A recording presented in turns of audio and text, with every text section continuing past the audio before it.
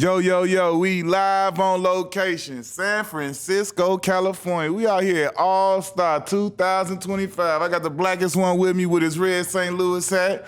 We got a very, very special guest, First team all D. First team all defense. Out the Mud podcast. The Grindfather, 2008 NBA champion. 6 times all defense overall in his career. Don't love, we ain't gonna short him. And he got a jersey going up to the rafters in Memphis, Tennessee. We got Chicago's own Mr. Tony Allen, man. TA, if you really know what's going on. Appreciate you pulling up, bro.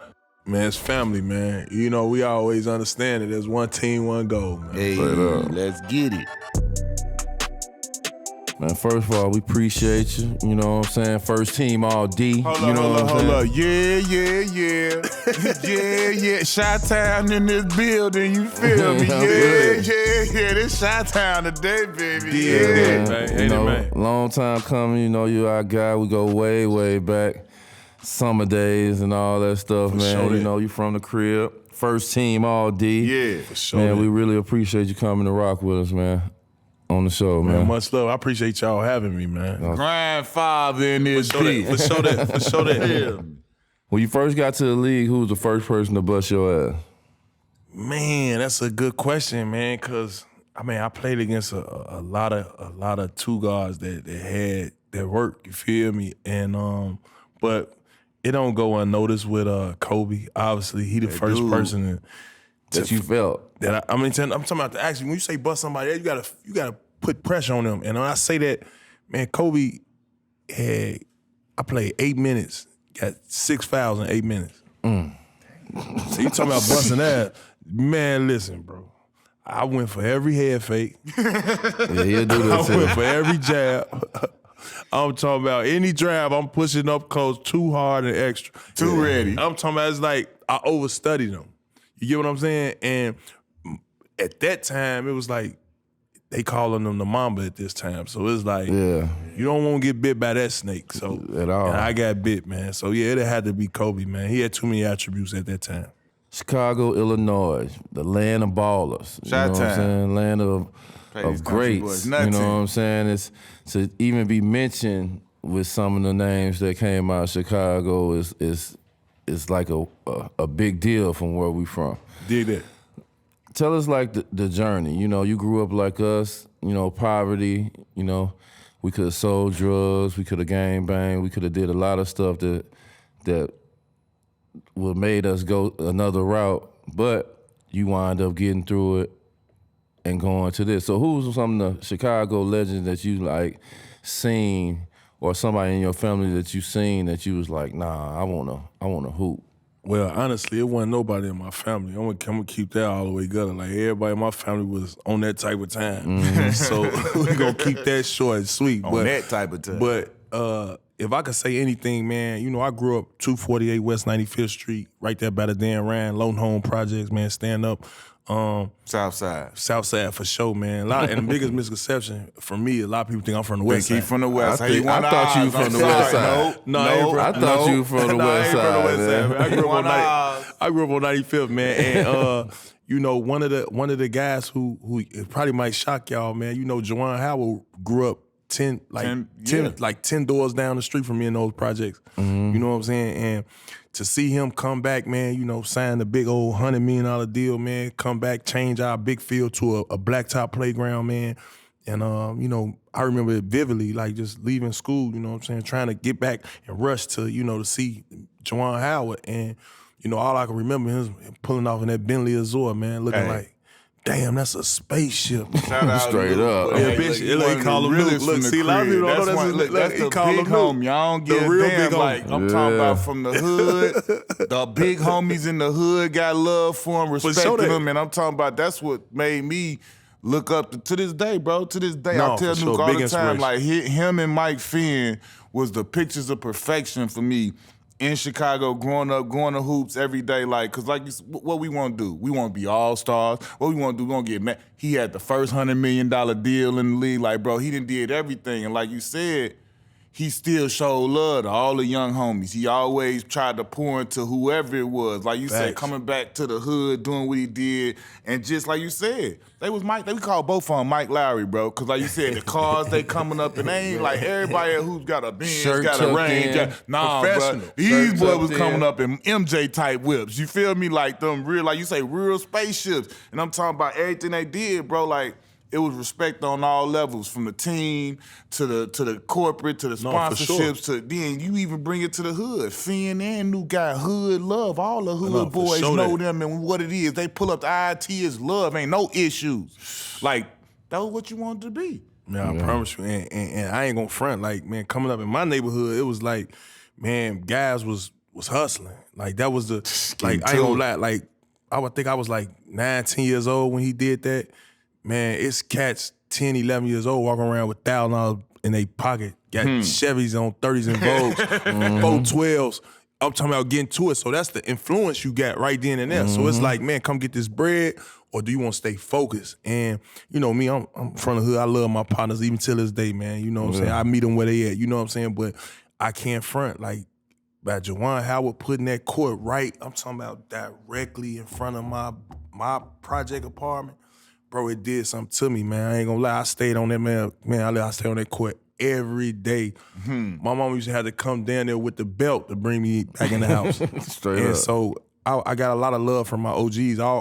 They always told me, like, yo, stay away from them cats, bro. You got something special. Yeah. And so I can't say that about my neighborhood. They always put me in a position to say, you know what, bro, we'll take care of you. We'll give you a little something, bro, but just stay away from them. Yeah, you know what I'm saying? Stay away from that. So, yeah. So in Chicago, you know, it's a lot of high schools that got history. You know, Whitney Young got history, you know.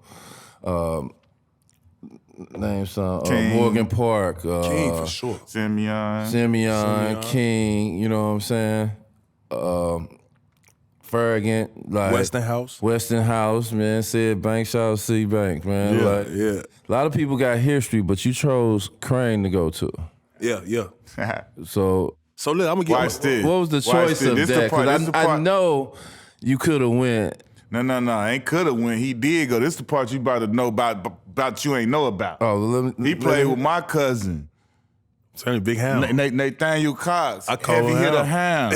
Julian High School. Watari Marsh. Yeah, for sure. Feel me? For like, sure. yeah. You went to Julian? I went to Julian. He was Julian before. Yeah. Lance Williams. Big OG See, Lance. another school with history, man. Like, so telling the story. So my thing was like, and the reason why I went to that school, bro, I ain't gonna lie, my homeboy, man, got his ass whooped, man. My homie Reggie.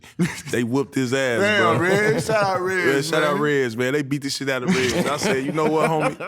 I said, you know what, Joe? I'll be up there next year. Don't even worry about it. Mind you, I'm 6'4". My freshman. I've been this height since I've been 6'4". Damn. Yeah, since freshman year. You thought you was gonna be 6'8", didn't it, bitch? Bro, listen, I was taller than Watt when I got my freshman year. That's crazy. Watt stayed 6'2", 6'3". Watt to this day 6'2", 6'3", bitch. So listen, when I got there, bro, it was like, all right, when I got there, bro, it felt like to me, I ain't gonna lie, looking back, it felt like a fashion show, bro. It felt like, man, everybody, parents had money, man. Everybody coming in fresh Air Force Ones, man. My mama giving me $2, $3, $4, $5 to come to school. I'm like, man, you know what? I ain't gonna be able to do this. I ain't gonna lie, I ain't gonna be able to do that. I can't keep up. And so I ain't gonna lie, I kind of got discouraged, man. But one thing I can say is, you know, the hoop squad, you know, Watt, you know, like you say, Hound, Lance, Smokey Lake, Smoke them, Corey, you know, they saw me hoop, and as soon as I'm talking about the first time they saw me hoop, I came to the gym. They like, you know, they call me Coleon. You feel? Yeah. Hey, Coleon, come hoop. So I got there, man, I hooped. You know, they saw me and they were like, man, Shorty got game. But in my mind, I was discouraged. I was like, man, I come from the project, bro. I ain't got no. I ain't got shit, bro. I don't got nothing. And so what I did was, you know, a lot of my time was spent like in that gymnasium, in them back hallways, shooting dice, you know, going to homeroom but missing all my classes, trying to hustle and shoot dice and win enough money just to be able to go to City Sports and get some gear. You feel what I'm saying? City Sports, man. Shout out to City Sports. Shout out City Sports, man. I ain't gonna lie. I put a lot of my time into that, man, and I ain't gonna lie. I end up dropping out. I dropped out, bro. I honestly got discouraged, man. I came in front, but more so importantly, man, like, I definitely want to bring up one story about your cousin, because you brought up how. I remember one day, bro, I don't know if y'all ever saw the movie Juice. Y'all saw Juice? Y'all saw Juice. Okay, all right. Y'all remember how Tupac act when he saw Radamez, and then he'll see his crew, and then he'll be like, yo, what's up? He'll get it busting, right? Yeah. So one day, bro, with Hound, and he gonna snap this story. Soon you get out this pod, call him. Listen. So one day, bro, I'm a freshman in high school, bro. Some little dude, man, he walk up on me like, man, straighten your hat up. I'm like, straighten my hat up? Like, man, what? Chicago shit. So I'm like, so when I go to class, I'm knowing Hound class right here. Boom. I just ain't seen Hound. I don't even know what Hound is. So he could straighten this issue for me. They about 3-4 deep too. So we come out the class, boom, Hound, first person in the hallway. I'm like, Hound, man, some motherfucker talking about straighten my hat. He talking about some who? Who? Where you at? Turned Where you up at? instantly. I'm talking about instantly turned up. He looked dead at homie like, I said, right there. He said, oh, him right here. Laid him clean out. Boom. Listen. I'm talking about light-skinned dude too, so it's like, I'm talking about his whole eye was like Martin off one hit. When he first said Hound, what I said, heavy hitter. Heavy hitter. Name was Listen. heavy hitter Heavy Hound. hitter. Listen, bro, he from the guards. Hound from the guards. Yeah. He not from the guards, but he lived out He lived there. in the guard. Okay, he lived in the guard. Meanwhile, From Cooper Park. Cooper Park. Say that. Yeah, shout out to Cooper Park. You too. motherfucking right. Hey, so look, he when dude fell out, boom, some dude so gangster though, I ain't gonna lie. He found my next class. Soon as he walked to my next class, he tell me, bro, when I heal up, I'm whooping your ass. That's what he told me. Man, you Hound get like a 12-day suspension off that shit. Yeah. So boom. All right, dude heal up. About a month go by. Dude come back to school. Man, all you hear around the school is, man, Coleon, dude back in school, man, he say he finna whoop your ass, bro. He just waiting on you at school. So mind you, I can't be no mob. So I walk out to school. As soon as I walk out to school, right? I'm like, as long as I get to this Vincennes bus, Right down 111. give me the 95th, I'm straight. Bro, when I walked out of school, when I tell you I seen about 30 motherfuckers behind me, bro. I said, oh, I can't run, killer. I'm Cody. Oh, I can't run. But look, if you know Julian, right, when you ride down 103rd, bro, it's a once you get past the school, it's like a little driveway right there. Tell me who I see walking out that little driveway. How? Hound, Watari, Lance. And I look back, I said, man, what the fuck is up, man? What y'all want to do, man? All the comments got back in. Man. Tony Montana. Man, I ain't worried about that shit. What's up, man? You got a problem with me, man? Listen, bro, I tell you, bro, we was on the rumble with about 25 guys, bro. Bro, right then and there, I was like, these my brothers, bro. Yeah. But guess what ended up happening, bro? Everybody went back to school. Guess what kind of suspension they gave me? A 10-day suspension. I'm the only one got suspended that day, man. And it right then and there, I knew I was like, bro, I'm not plugged into this hoopla thing that they got at Julian. End up dropping out, bro. I end up missing a whole lot of days. Truancy officers came in. Yeah. And from there, bro, I ain't gonna lie, I started to, try to do the street life, man. I ain't gonna lie. I dropped cold turkey. My mama kicked me out the house. She ended up moving from off 95th without even me knowing. And, because we talked about IT, that's why I'm elaborating.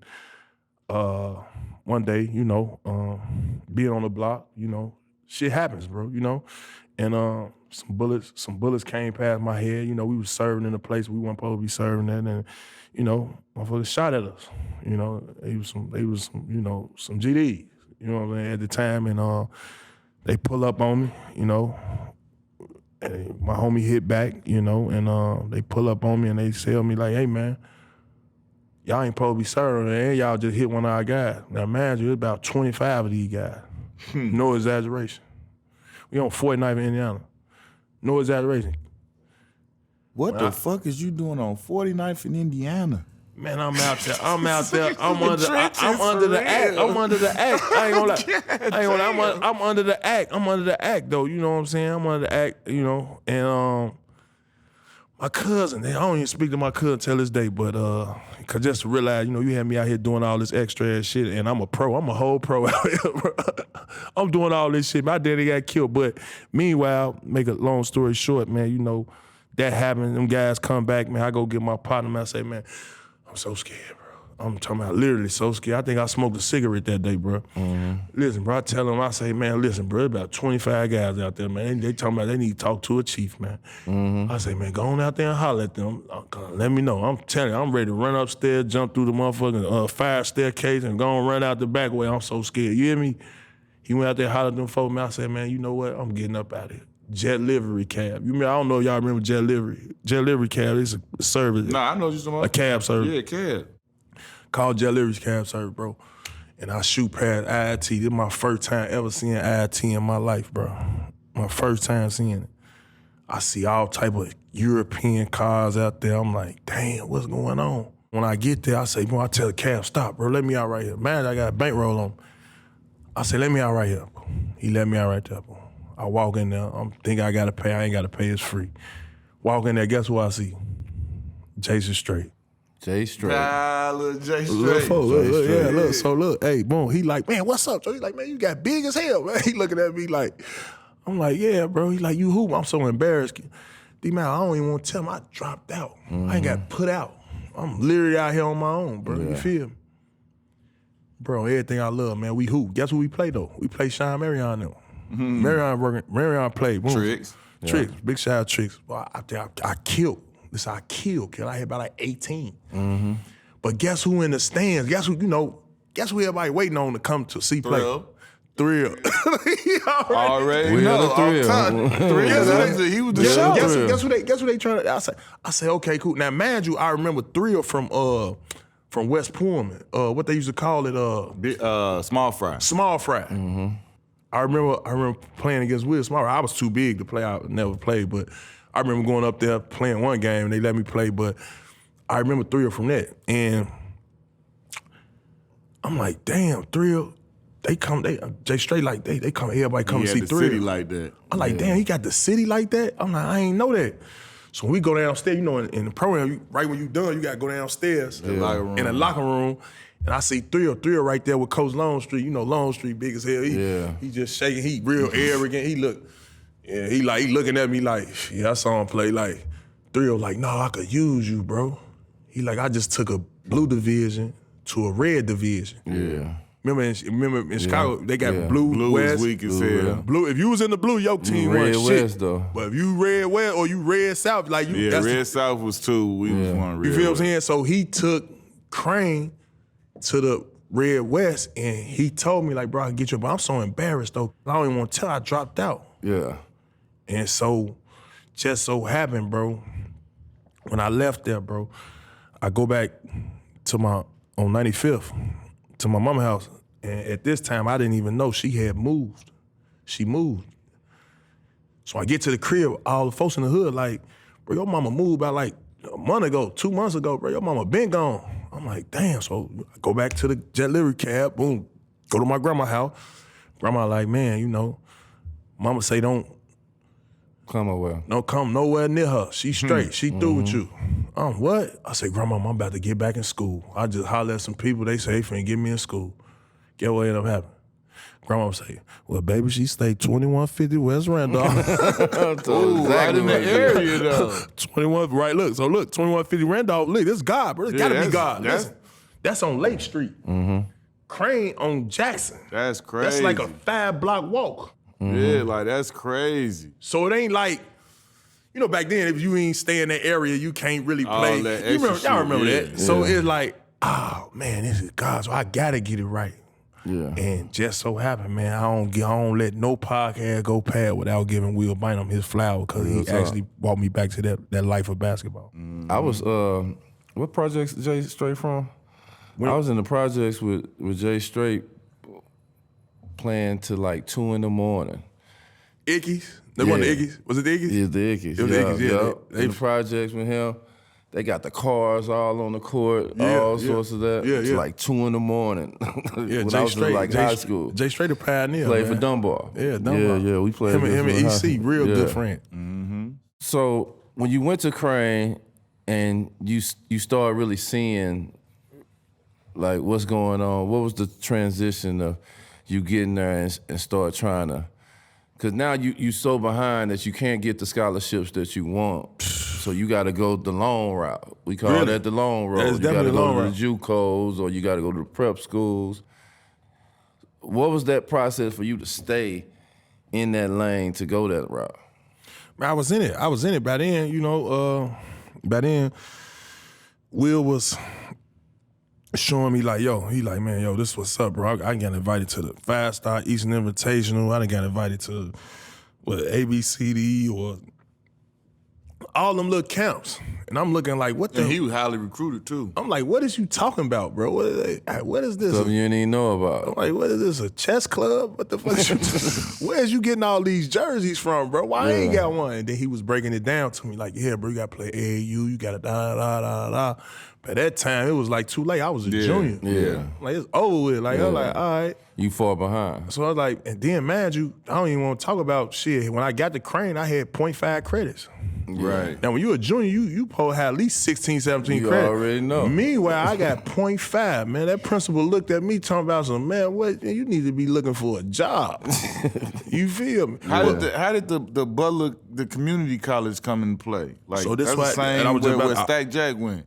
Stack Jack went to Butler Community College? Before Stack you, Jack went there. in 97. Yeah. That's history. I didn't know He that. said, I didn't even know. They ain't had nothing up on Stack him. 5 I went didn't there. know that. Yeah, Stack Jack went there. So boom, obviously I get eligible my senior year, boom. In Kansas. And so I'm going to tell you how I got there. So imagine, boom. So as soon as I get out, let's just say I graduate from high school, boom. I go to Long Street and I say, man, what school you got for me? He was like, what school? He was like, shit, ain't no schools. So at the time, he was like, boom. And I just found this out 20 years ago because I've been so mad at Long Street for him not having no school for me. You know what I'm saying? And he told me, which makes sense now that I look back, and big shout out to Long Street. He said, man, you remember at the time I told you about prep school? I said, you right, Long Street. So it's been a misunderstanding this whole time with my coach. Now I'm talking about my man. We talk every day now, but he had brought up, prep school, and at the time, I'm like, man, prep school wasn't a thing back then. Motherfucker go to prep school. Motherfucker like, boy, you dumb as hell. Yeah, you 20 years old in prep school. Fuck you doing at prep school, man? Still playing against high school kids.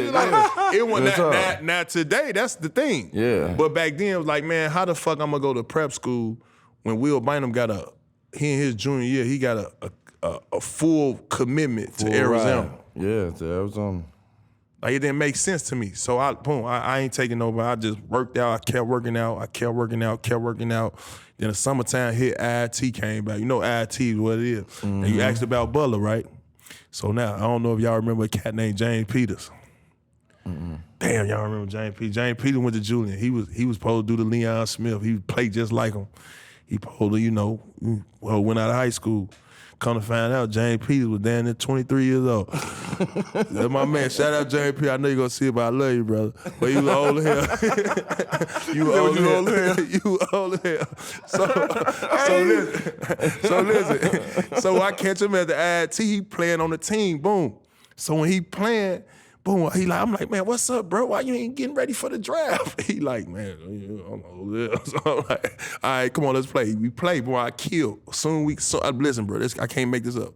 Soon we get done playing, he called Coach Dennis Helms in junior college in Butler Community, Kansas. Yeah. He say, I got a guard, 6'4", right now. Ready to go. Now, mind you, at this time, I'm 18 years old, bro. I ain't never been on a plane a day in my life. They done sent me about 5 tickets. I done missed 5 flights. I'm telling you. You hear me? Yeah. Lost that shit. Man, I'm lost like a motherfucker. I say, man, look at all these ain't know how to ethnicities walk in here, through man. the- What's going on, man? Where am I at? So I done went to Delta. I done went to American Airlines just to find out my flight was Southwest. So the room was supposed to be I supposed to got there at 12. The room was supposed to be Friday that night. I ain't get there till Saturday. Now, man, I got to beat out a Jamaican cat, a cat from New Orleans, and some cat from Australia, man. I'm out there. When I tell you, I'm giving them my Iverson crossover, my Twan, my step back. I'm giving them all that shit town shit. You hear me? Man, within the 4th game, man, Coach Helms called me, blew the whistle. Hey, Tony Allen, come upstairs. Hey, man, you will be attending here, go a scholarship. I ain't read that motherfucker. I just signed.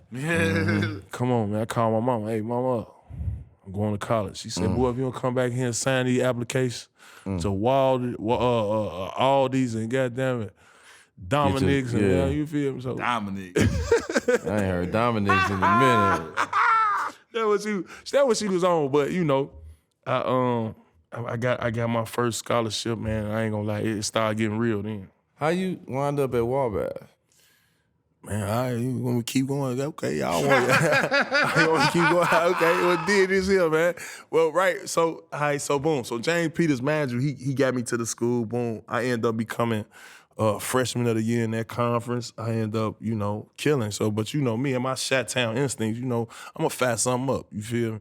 I ain't gonna lie, after the season over, I'm blowing it down. It's just that simple. You feel me? And so in the dorms though, it tell you right before you walk in the dorm, no smoking, no alcohol, this, that, and the other. So I'm thinking season over with, man. I'm like, it's over with. What the fuck they want? Like, you feel me? So I got the candles, I got the air freshener. I'm talking about everything set up. I'm fine, I'm blazed up, bro. Tell me why these folks come knock on the door. You hate that knock when you blowing. I'm like, damn, what, don't they know I'm in here? I'm knowing the whole dorm. No, I'm finna foul. I done already told. Bro, it's them bringing me my motherfucking freshman of the year award. Oh, wow. So the athletic director, boom, he's smelling it. I closed the door. I thought, I'm like, what's up? I'm trying my eyes bloodshot red. Oh, what's up, man? Here go your award. Make sure you come to the athletic director first thing in the morning before you go to class. I'm like, all right, cool. Boom. Go down there. First thing they got down there was a piss Did you test. finish blowing after you? Man, hell yeah. He just got an award. He got to roll a new one up after that, bitch. But they had to try to surprise me with the award. You feel? I knew I had the award. Yeah. You see what I'm saying? So, but make a long story short, man, I ain't gonna lie. I went down there, took the piss test, bro.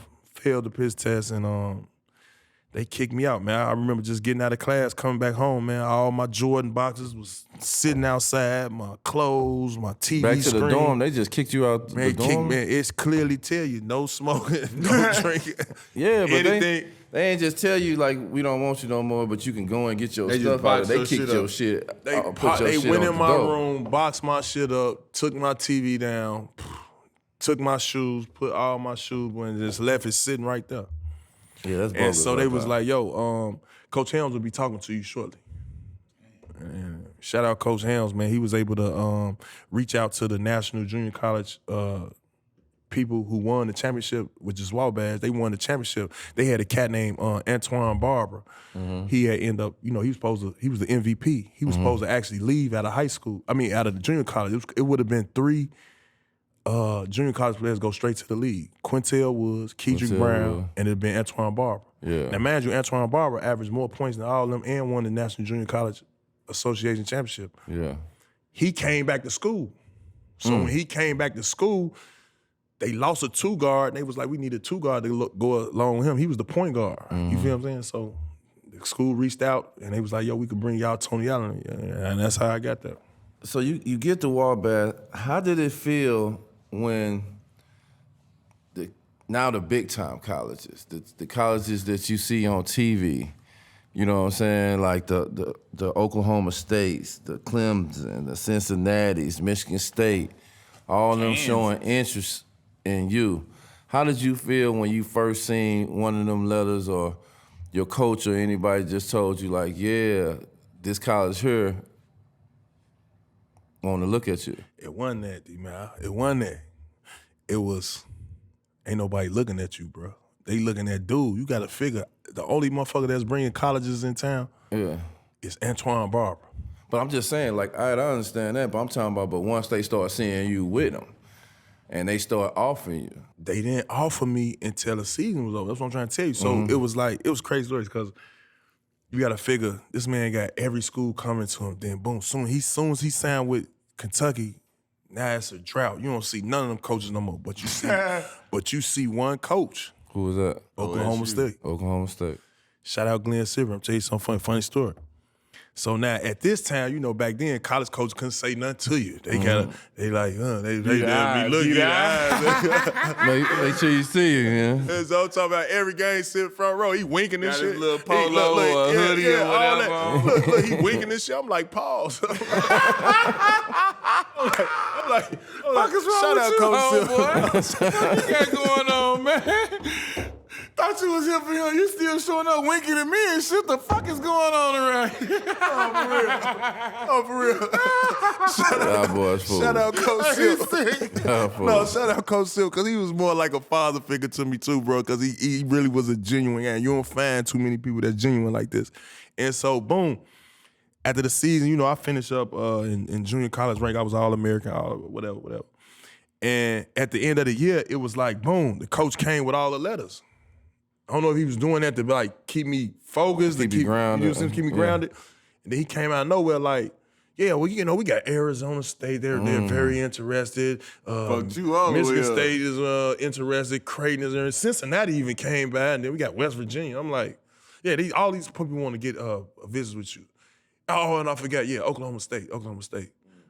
I'm like, shit, I've been seeing Oklahoma State all motherfucking year. Yeah. I'm like, shit, they been interested. I'm like, I gotta go see what's up. He's like, yeah, but you know, they got a senior in front of you, and you if you get there, you know, but they got the most TV games. I'm trying to, I need the pick and roll. All this shit you talking about, what you got going on, bro? Man, I told him I'm going on my first visit to Oklahoma State. Man, when I got down there, bro, I ran. Man, rest in peace, Eddie Sutton, man. When I got down there, man, you know, obviously they showed me a good time, and when I got in front of Eddie Sutton, he was looking like the Godfather, man. Straight up. He looked back at his legs, crossed looking at me. Chilling. Man ain't saw none of my games. And the man like, yeah, they told me you a pretty tough defender, you can score. And I'm like, damn, folks ain't seen mama. He ain't seen me. You don't even know what you working with. I'm like, all right, okay, that's what they told you. I'm like, all right.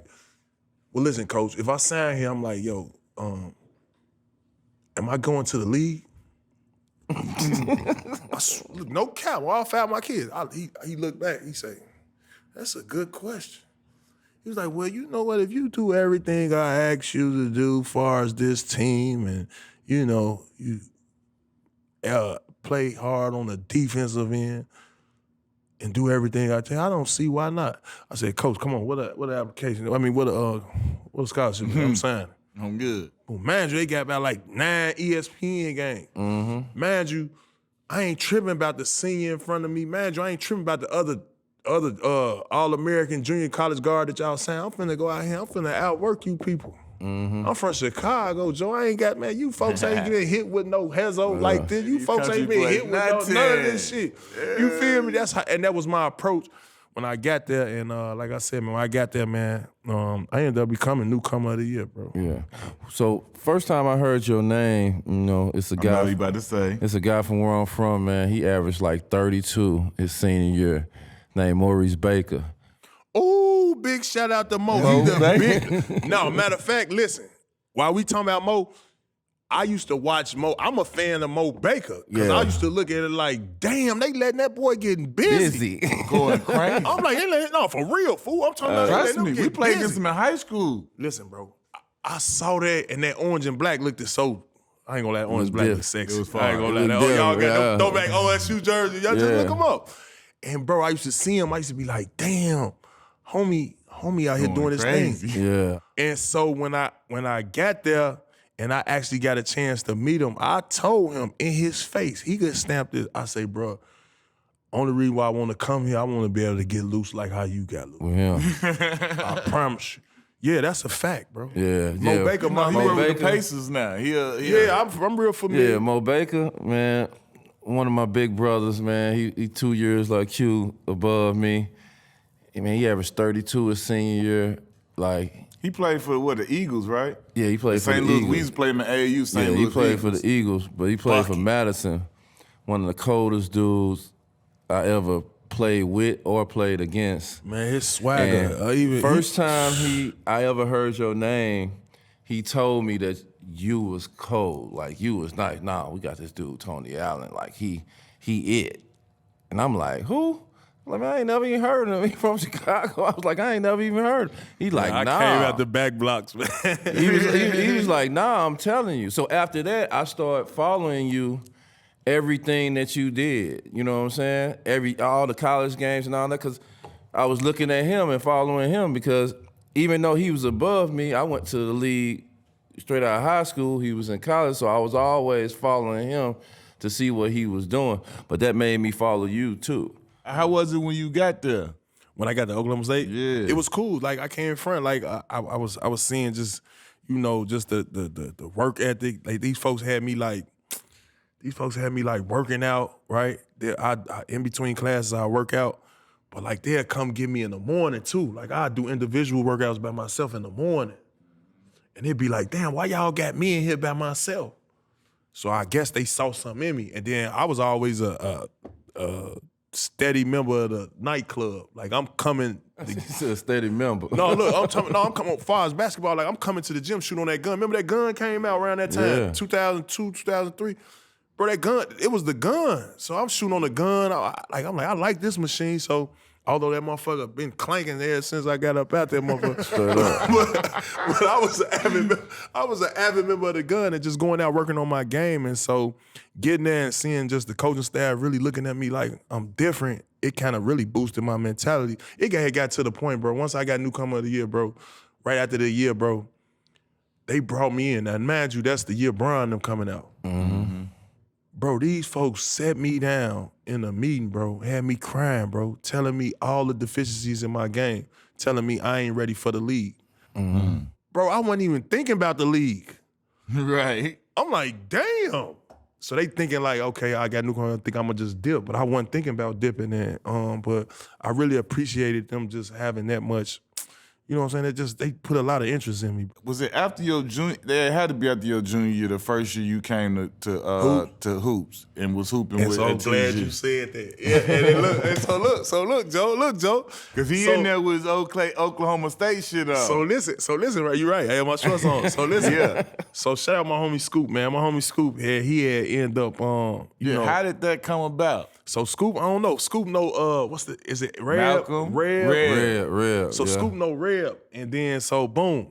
Reb telling Grove, man, I got a college. Ooh, he gonna be, ooh, he like that. Ooh, he like that. Now, so man, you boom. So Scoop get me in the gym. We in the gym. You know, we pull up, drop top, SL 550. We know we looking like y'all in that motherfucker. Yeah. So we get in that joint, boom. And man, I sat down about 13 motherfucking games, man. And you know, nigga ain't get to play. You know, you college overseas, you don't get no run on I'm this. like, what's going on? So I finally get in that joint. That motherfucker members only, man. Man, it's a members only, bro. And I've been hearing a few stories about motherfuckers saying that. So that's really how Tim was running his program. Real talk. You paying that guap, yeah, y'all gonna pay till y'all get tired, which is understandable. But for me though, it's like, damn, I'm around pro motherfuckers. And Q, you had sat down this time too. You was tired too. You had sat down, and you saw me. I think we won the first game, then we played the next game. Then when I had lost, bro, as soon as I sat down, I can't sit back. Q looked at me. He was like, "Hey, shorty, well, you go to Oklahoma State, huh?" I'm like, "Yeah." He like, "Hey, you a pro."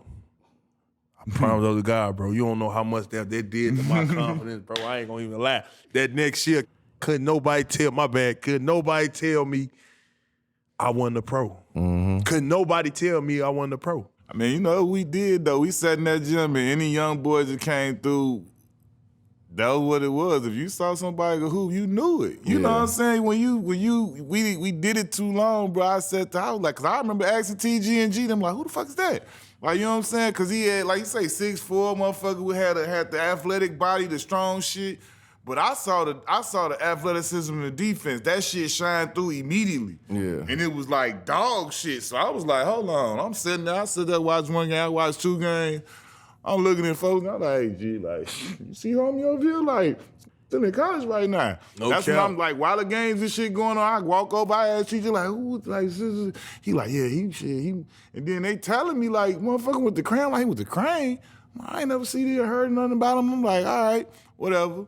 it don't matter. You know, when you see certain shit, it don't matter what you heard or what you know. I was just looking, and I'm like, nah, this motherfucker one of them, bro. Like, I'm watching how he moving out here. Like, he could get, like, he could hoop with us. Like, you know what I'm saying? Like, nah. He came out, I was sitting out like, yeah. Like, nah, you nice. Like, nah, hey, you know what I'm saying? From that point on, when you told me that, and I was telling, I mean, I told everybody and their mama, Q Rich told me I'm a pro. Q, I'm talking about, I went from the south side, the west side, east side. Q just told me I'm a pro, bro. Before you know it, man, you had every motherfucker in the city trying to invest in Tony Allen. Hey, man, you need this? You need this? Hey, man, come ride this car, man. Come on. And I was seeing, I'm like, yo, it's really getting to that. It's really getting to that. Tell me, like, in college, like, I felt y'all was a solid team. I felt y'all could have made a couple of tourney runs.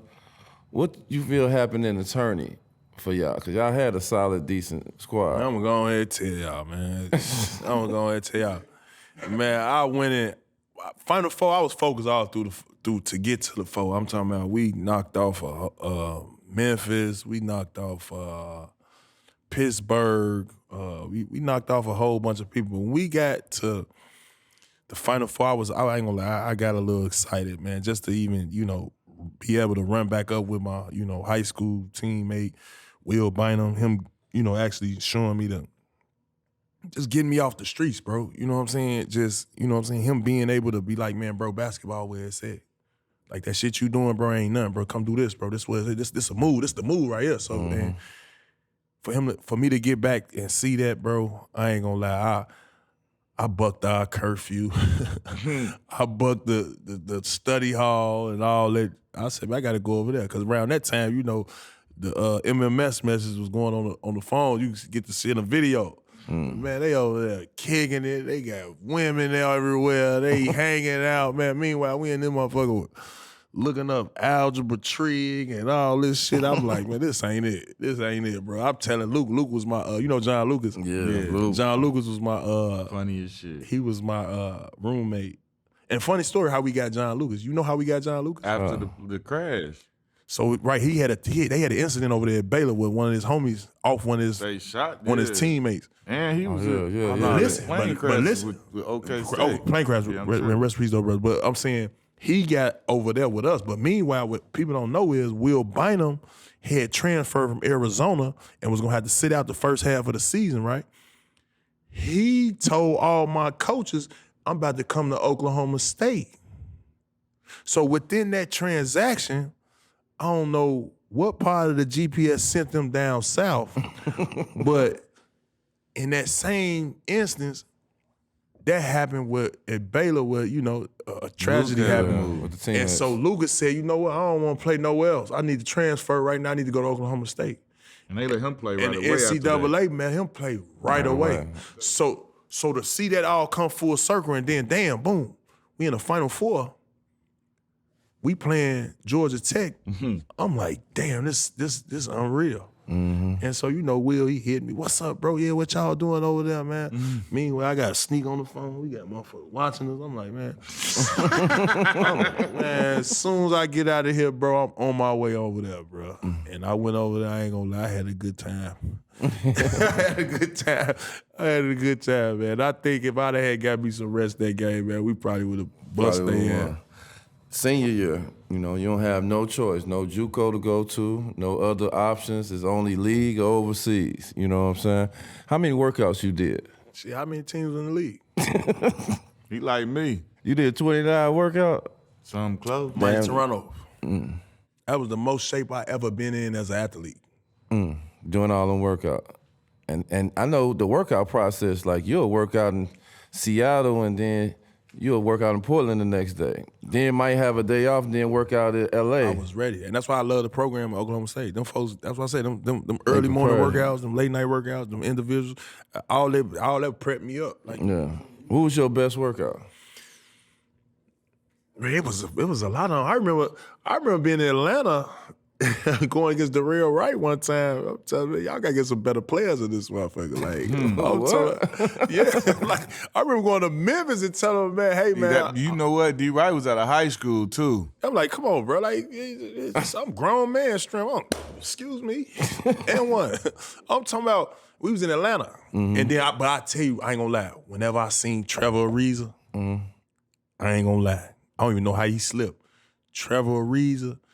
That motherfucker was him. He was with the shit. Ooh, he was long. He was competing. He was knocking down. Even in the drills, he hitting them motherfuckers. Boom, boom. Funny shit with Trev, bro. I was at the workout with him and Smooth in L.A. Josh. They was about to fight. Them niggas got to it. They had to get broken up in the workout. True story. See what I'm saying? And I forgot Smooth my class too. That's 2004 class. Let me ask you this. That 2004 class, it had like 7 guys went straight out of high school. Yep, Al Jefferson, Sebastian Telfair, Josh Dwight, Darrell. Damn. Hold on, it's a few more. Lou Will J.R. Smith. J.R. Smith. Was Lou Will in that? Hold on. Class? Swift. Yeah, Swift, Big Robert Swift. Yep. Oh, that's right. I forgot about Robert Swift. Yeah, there's about 7, 8 guys. And Rudy Gay was in that class too. No, Rudy Gay, he 2 years after. But listen, that specific class though, I ain't gonna lie though, man. We was like, everybody in there wanted to like get it. Like I can't. The only pick that I was mad at and I thought I supposed to went to was the Kurt Snyder. Oh, that was buddy. He went to Utah, Nevada. Dude went to Nevada. Yeah. I'm talking about I bust him in Utah. The team that took him. The team that took him, I bust him. I'm talking, and JR, you know I love you. JR pulled up. I was killing so hard. JR was like,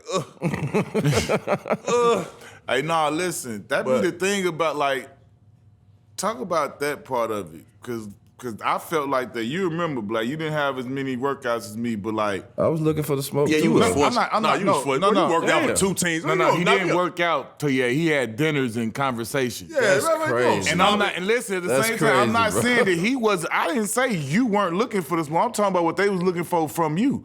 The difference is, like, you remember, that was my argument. I got picked 18 in my draft. And I was cool with it at the end of the day, but like, you know. But hold on, you posed the left the year before that. Facts. Should have left as a Let's freshman. look at that out. Let's snap that. Let's snap it. I still would have been in the teens, though. But No, still. you wouldn't, bro. No, you wouldn't been You've been 10. higher than that. I don't You know, been but top either 10. way it go, I just know the same exact thing you saying. It was people, and I'm not gonna name no name, but I'm it was, already man, I was taking motherfuckers' lunch money, bruh. You hear me? I hear you. All that, and I'm sitting here looking like, wait a minute. That's what was making me hold most on, mad. You won't know until you see it. You will see a motherfucker just out of nowhere. They doing the whole workout, doing the whole work. As soon as you get to cooking, motherfucker like, ooh. And you done heard me tell that story. You done heard me tell that story about some people like, bro, this motherfucker tapped out on us. He quit. That come from the agent saying, hold on now, if you see yourself not doing good now. Tell us, when the draft came, what did you do? Draft came, man, I ain't gonna lie, man. I remember my homie Scoop, man, I ain't gonna lie. We was chilling and You ain't had the family around? hey, listen, 300 wings. Listen, man. Hey, look, man. About 2 cases of Moet, man. You understand? And we were just waiting because they told me I was gonna go anywhere from 18 to 22. Mm-hmm. You know what I'm saying? So I'm like, damn. So when 18 go and I don't get picked, bro, it crushed me. When 2 and 2 go, you don't get picked. About 18, it crushed me. I'm looking at my age and like, boy, your ass finna get fired next week. That's the first thing. Shout out Mike Higgins. But you know what I'm saying? I'm like, damn, that what going on in this game? I walked straight upstairs, man. Man, I got everybody outside, man. Everybody outside, everybody inside, but everybody just waiting, man. We standing room only. And I went upstairs after 18, man. Then, he calling me back. Yeah, you might go 19.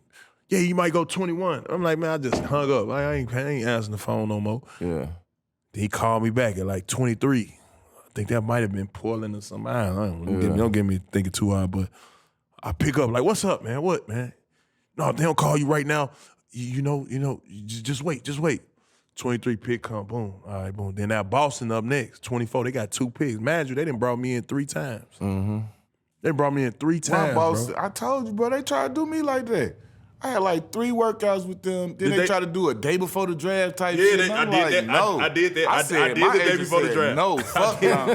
I did the Day before the draft, what the fuck else you need to see? Bitch, you just saw me 2-3 times, had dinner with me and my sister and my daddy. Like, bitch, I'm not fucking with y'all no more. You still ain't pick me. Q, did y'all run that thing where you got to run? The beat test. It like you got, and then they tell you Steve Nash ran it 29 Give times. a good goddamn. Give a good. I'm not a point guard. Man, I ain't gonna lie, man. I said, damn, bro. Why y'all got me running? Like, am I a track star? So it was funny though, because when they got to 24, and mind you, they picked Delonte West, 24. And so it was like, damn, I just put him out the motherfucking playoffs before I got here. And he was averaging 25 a game. Straight up. He left the building with 12.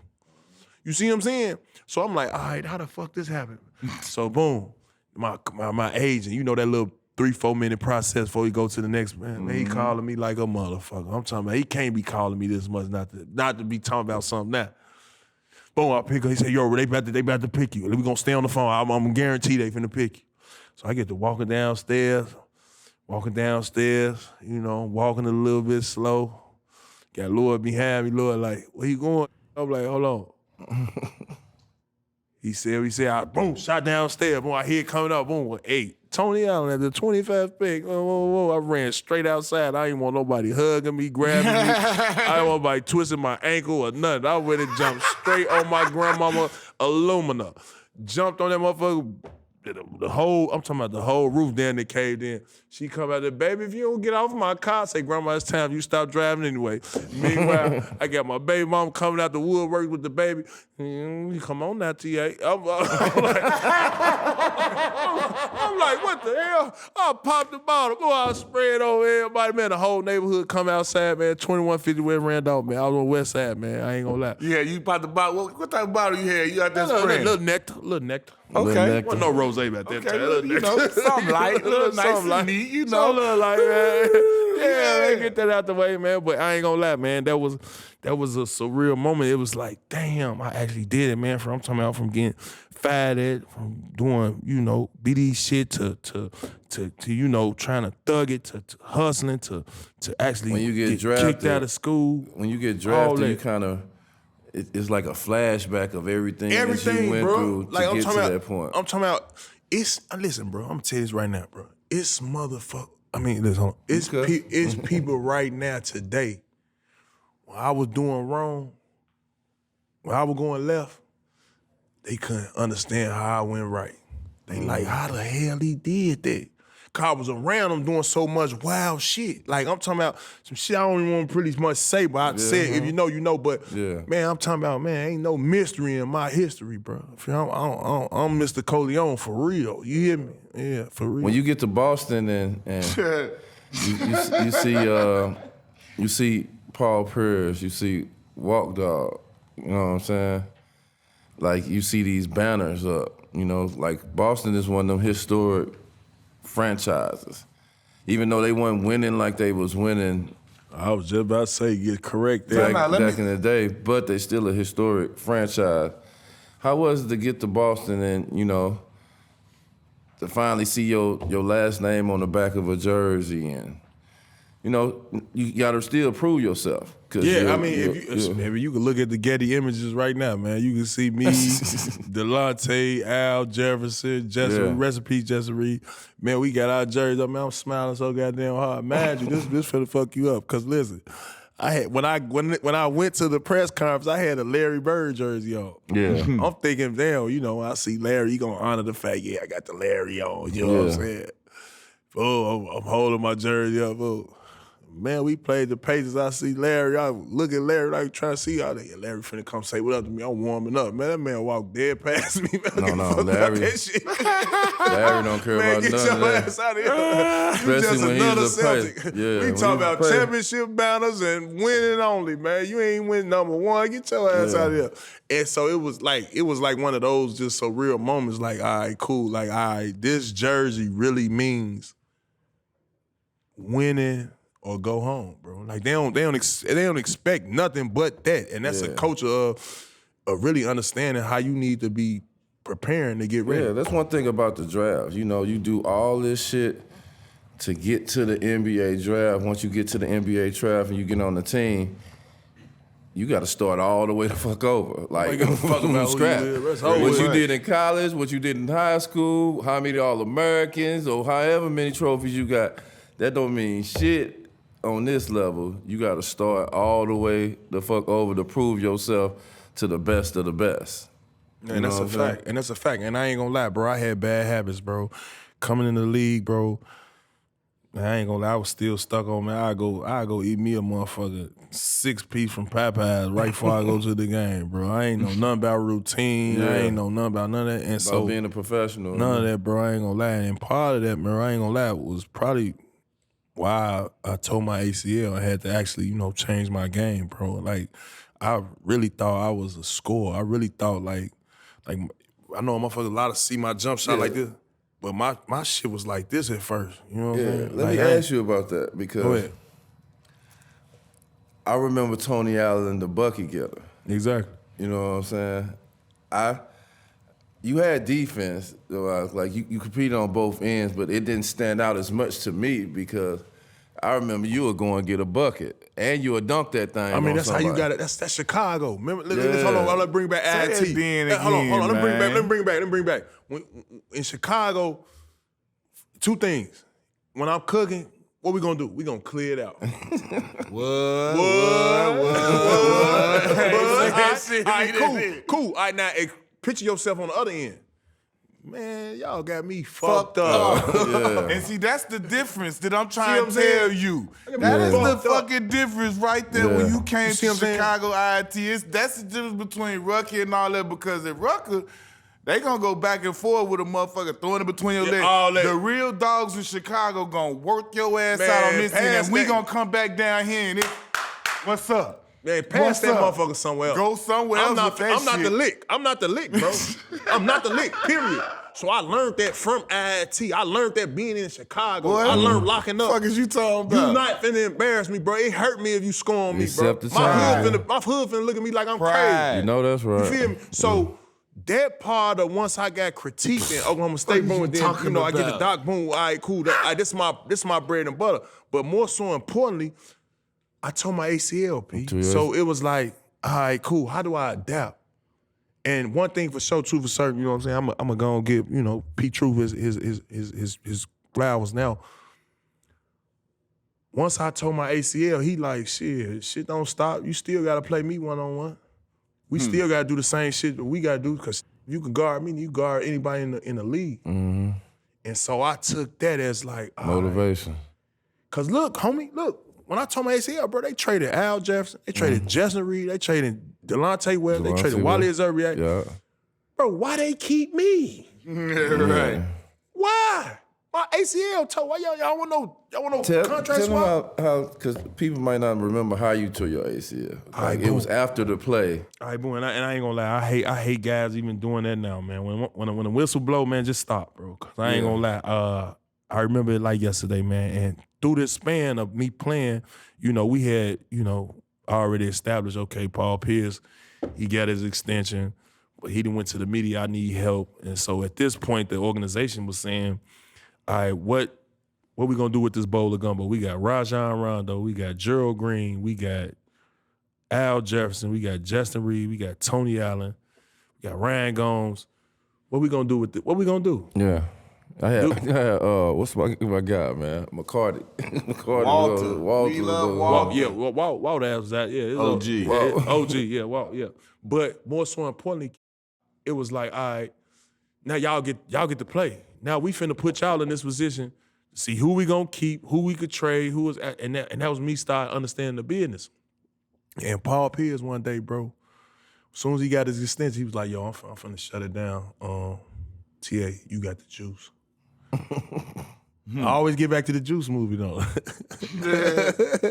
He like, you got the juice. So I say, bro, what? He's like, what you mean? He's like, I'm shutting it down, bro. You about to be starred. Yeah. So in like a 10-game span, I was averaging like 19. Yeah, you was getting busy.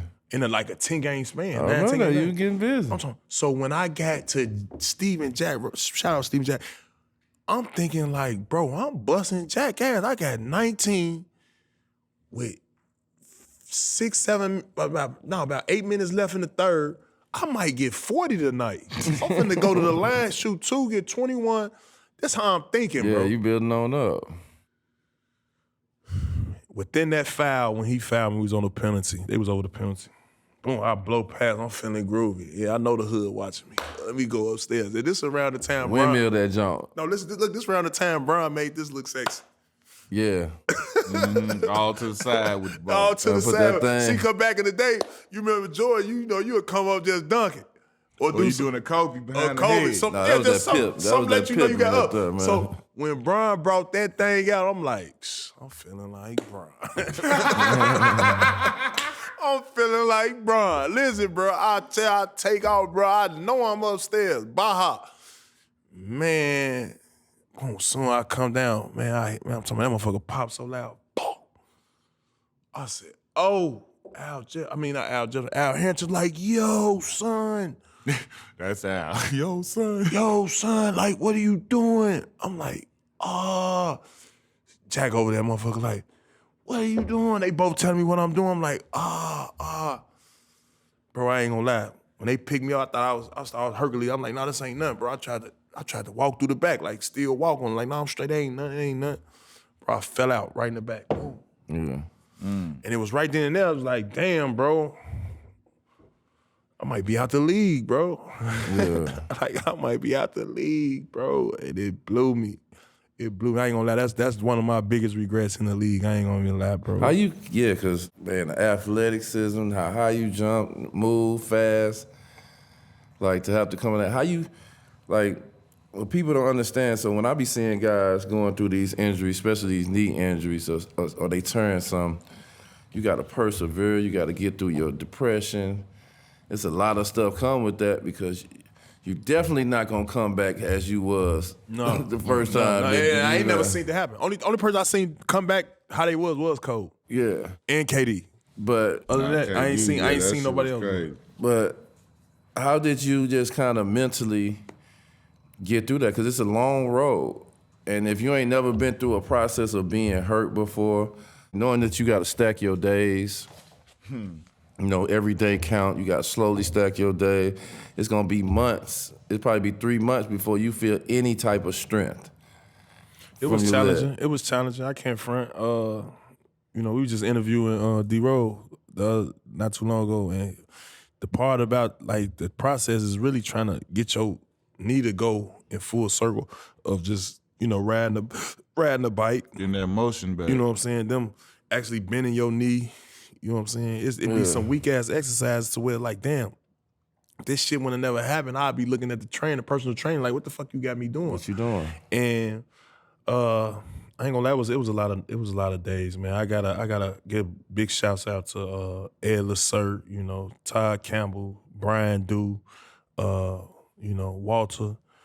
These all guys that, the strength and conditioning guy, the trainers who helped me, rehabilitate myself and get back to the point where, I might not be the dude that I was. I might be not as athletic as I was, but I could work back to it. And they got me close as I could get back to it because, man, it was times where, I ain't gonna lie, I was just looking at it like, I could be out the league. Like, I was looking at it like, it was a depression. I can't even front. Like, it was contract year for me too, Guys went on and got extensions like Al Jefferson. He went on and got an extension. Big boy extension too. Yeah, you know what I'm saying? And, I was looking at it like, damn, that was probably my extension. 'Cause I remember days me and Al Jefferson get on the back of the bus within those 10 games I was telling you about.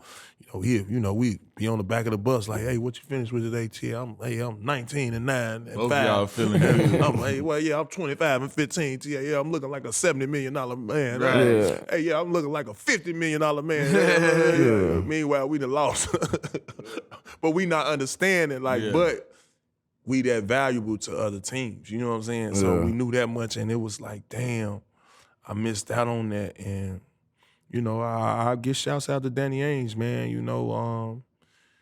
He had every opportunity to trade me, to not extend me, to, because they did the surgery on my knee. And I still today got a screw on my knee from right now. What was you when they got when they added KG and Ray to the mix? Oh, when they added KG and Ray to the mix, I ain't going in front. Like, I had already knew KG. All my guys had already, they had already been telling me about KG. They had already been telling me, what he was on, what he was doing, he the GOAT, you know what I'm saying? I was already familiar with who he was, you know what I'm saying? So just to have him get there and, it was like, damn, this shit coming all full circle. Like, okay, cool. And just when he got there, I understood his professionalism. Like, I didn't understand, like, how he prepare for a game. Like, he do so much work in practice and in the days before the game that when he get to the game, he just focused on the game. He don't even go out there and shoot. Like, you know how people go out there and shoot before the game? Bro don't even go out there and shoot. He mentally gather himself up and get ready. You know what I'm saying? That's one of the things that I looked at. I'm like, okay, you got to have your mental together before you play. I picked that up before I went to Memphis.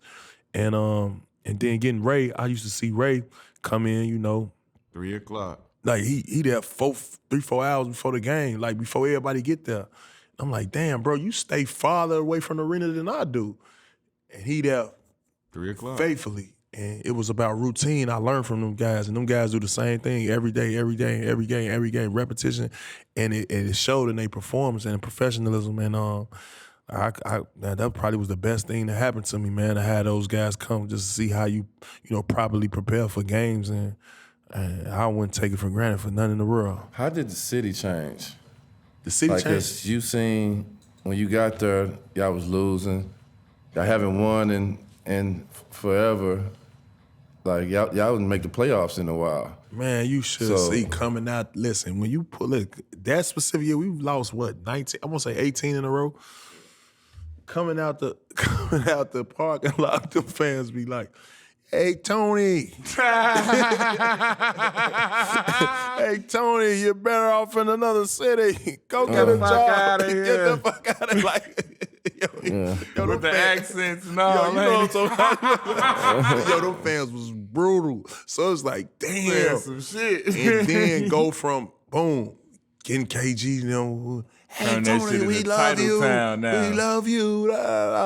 From going out to restaurants, man, getting your dinner comped to, you feel what I'm saying? How was it being they don't expect winning, though. Amongst all that winning, though, like when the Red Sox, the Patriots, y'all, that was like that we swept that year. How was that? Because that's like not a lot of people. Like, it's a lot of people that won championships, whether they be baseball, football, or basketball. It's not a lot of people to get the experience living in a city that achieve what y'all did, by the sports team all in 1 year. Like, how the hell was that? Like, y'all had to be some of the most spoiled fans in the world in history. Right. Like, everybody like, what? You're right. Champion. It's a parade every fucking other day. Right. Like, damn. You'd be surprised of some of the, things that people just they bow down and show praise to. But I remember it vividly, like, just going to the Red Sox series and, watching those guys, win it, you know what I'm saying, and seeing those, they season in and,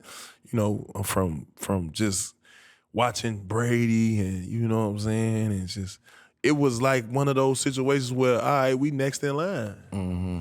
And I saw it, and I could tell from our big three that they kept a focus to where, like, hey, we got to get this done. I mean, we ain't come together for nothing. You got to figure at that time it was the big three. I think that was the time where they would start calling it the big three. The biggest shit. You feel what I'm saying? I always hear about the training camp y'all had, how lit and hype y'all training camp was that year once all y'all got together. And tell us about the trip overseas that y'all took. Yeah, and so that's where the training camp started. It's pretty much overseas. I forgot what. This was the great, it almost looked like the Spartan place. I forgot what the place that was. Athens? No, I can't remember. Was y'all in Italy? Italy, yeah, we was in Italy. It was in Italy. Yeah, it's been so long ago. Yeah, that's when Baby pulled up on the bike with the guys when he was late and shit. Bro, he was lying, bro. What's the story? I'm gonna give y'all the story. And that's my guy. I ain't gonna lie. Hey, this is what we do. We said the facts straight. Listen. Tell me this. All I'm gonna say is this, bro. How did you ride the bike from the hotel when the hotel and the restaurant is 15 miles apart? But when you get there, your shirt still creased. There's no sweat on there. And And where did you get this little boy from in his bike? So you had a little boy in the bike with him. He had a little boy on the bike with him, and he came. Mind you, the owners, everybody, the whole organization there. We got a big dinner, bro. It's a big dinner. Yeah. Man, baby coming out. Where you get the boy? Now, mind you, baby from New Orleans. He gonna be, you heard me? Yeah. You know, he one of them type of cats. Bad rule. So when he got in there, he was like, yo, I was here, I was riding, I was looking for you guys. I couldn't see the bus. Proper. I said, boy, where you didn't learn some English from? I couldn't believe it. And so they told him, come on in, man. You all right, man. Just take the fine and this, that, and other. And he's like, I had to give the guy $100 and, you know. Yeah, boy, if you don't get your cap ass on. Man. But yeah, that happened, man. Shout out to Big Baby. Yeah, that definitely happened. Tell us about that season, because you know you you went to Julian, you dropped out of school, you went to Crane, you went to JUCO, you went to Oklahoma State. Facts. But now you get the opportunity to go through a whole season and play a role. You know, they don't need you to get a bucket; they need you to play a role. Which everybody played a role. Like Ticket, even the Big Three, everybody played a role. But you played that role and you go all the way and you win the championship. Yeah, I mean, man, you got to figure, though. You got to figure, like, my first year there, I'm going to go and put it out there. Look, my first year there, they had Ricky Davis and Paul Pierce. Both of these boys want the ball. You played with Ricky Davis. Yep, Ain't no want the ball. Them boy Tricky Ricky get that thing Davis, up. But Ricky Davis, he don't get the ball. You know what he going to say if he don't get the ball. Hey, bro, pass that motherfucker, man. So Paul Pierce feeling like, hey, man, do you want to be here? You feel me? So them egos crazy. So I was by default put in the starting lineup my rookie year. Yeah. After about 20-some odd games. I'm in the starting lineup. That was different to me because Doc don't want me shooting no shots. Mm-hmm. Boy, go get you a putback, go get you a steal, get you some hustle points. But one thing for sure, you better not get in your Tracy McGrady bag. Yeah. Do not get in your Iverson bag. And that was cool with me because I was like, all right, man, I'm enjoying the league. I'm learning the league. And for the most part, we got my rookie year, you know, understanding the playoffs. We got to the playoffs. I played against Reggie Miller, you know what I'm saying? Shout out Reggie Miller.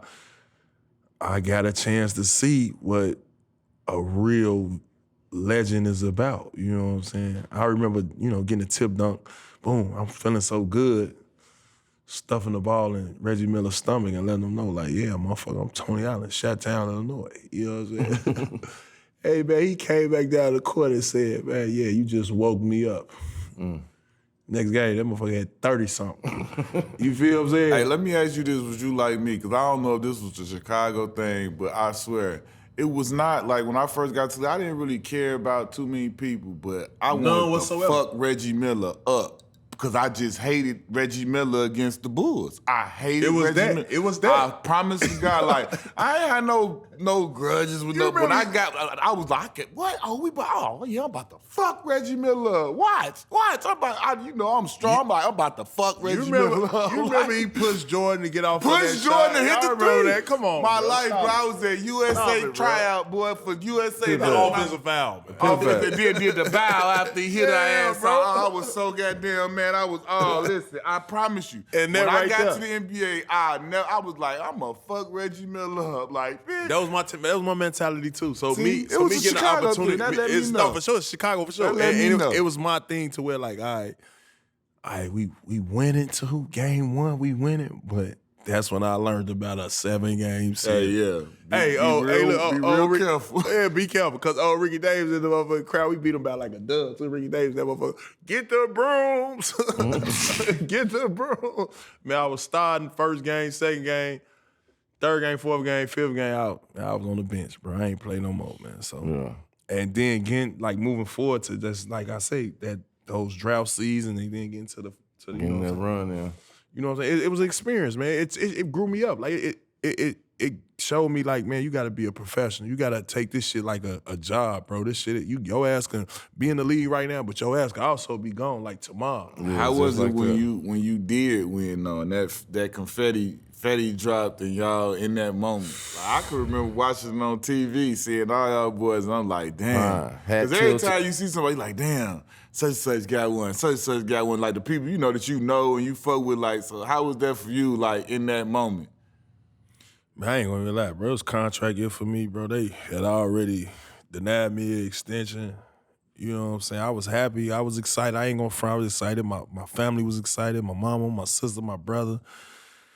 But shit, I was like, damn, what, like, you know, I'm looking at, you know me, I was. Ready to get paid. What's next for me? Man, Joe, I just tore my ACL. I'm like, man, damn, at the time I was fighting cases, all type of shit. Like, you know what I'm saying? It was like, how the fuck like, am I out the league after this? What the fuck going on? You feel me? And so I took it for what it was, but the preparation and getting there, that's what I really honor. Like the parade, the champagne, and the cheers was cool, but I honor the fact that, like, damn, man, 5 guys in the star lineup said we gonna cut our hair, man. We gonna go ball, bro. We gonna like this. We gonna let it be known we one team, one goal, and just the goal that was set out up front, like, you know, they say Ubuntu, you know what I'm saying? Mm-hmm. Like, that was what we was rocking on, man. You know, I can only be better if we together, you feel me? Mm-hmm. And we actually rolled with that. And man, to see it all come true was definitely a blessing. But man, what I picked up from all of that, just those guys' preparation. Have you ever been, like, because I came, y'all won the championship, I came to that training camp the next year. I was there. I was there the first 2 months, September and October. Portland was playing with you. Yeah, but I seen how. Have you ever been as tight and as close as a team out of any teams that you ever played with? Because when I got there, I was like, man, I see all y'all was different personalities, but y'all was close as hell. No, that's a fact. I ain't gonna lie. You know what I'm saying? Y'all joking on each other. Like, some of the shit that the ticket was saying, I was just like, bro, that boy, they're wild. You know what I'm saying? No, that's a fact. That's a fact. Like, but y'all was with each other, but y'all was against everybody. And that was the thing. So it was like one of them things, like, I don't know, Ticket was thinking this. He thought we was back in the rack. I ain't gonna lie, man. He was acting like we was back in the rack, but we weren't in the rack. So I'm really looking at it like, man, we basketball players. Yeah. You feel Ticket wouldn't let you get nobody else no props on the other whatsoever, team. bro. And it's crazy you brought up that. So we was on the bus. Suck him off then. And that shit used to be wild. Wow, he going. He give us some props like, shit, he was killing. He was like, shit, well, suck him off then. Know that, bro? How do you even know that? How you know that? Come on, man. We've been doing this long enough. We done heard so many stories, bro. Oh my goodness, bro. And it'd be like you would be like, you look at the stat sheet, you know, they give you all the scores back in the league, back in the day. They used to give you the scores for all the teams. You on the bus, they got the whole thing. You like this, like, damn, such and such had He was 37 today. Yeah, like, that boy way in the back. so motherfucking what? But look, you could be talking about Trent Hassel. Yeah. You be talking about Trent Hassel, motherfucker ain't hit nothing. Soon as you say, yeah, Chris Bosh had 25 and 17. Suck him off then. Man, I be talking about no 4 man, no 5 man. Hey, when that boy said that shit preseason, I was back there crying, boy. That's a fact. That's a fact. I swear to God, that's a fact, bro. But I think that's, you know, when you play, bro, everybody need a drive. You know what I'm saying? Like, I ain't gonna even lie. Like, it's like, I ain't gonna lie. I just said this other day, Kevin Martin. Y'all know Kevin Martin. Mm-hmm. Yo, he was an all-star, you know what I'm saying? He did his thing, big shout out to him. But it was something about him getting these buckets. It was like, bro, he on our scout report. Man, this man went 26. Hold on, tell me, he an all-star. You want me to tell you what it is about him for you? Yeah. You was from Chicago. I'm like, I ain't going. We ain't going. I ain't going. I promise you. So every night in, when we play them, it was like, hold on, bro. Wait a minute, tell me out. Y'all think he like that?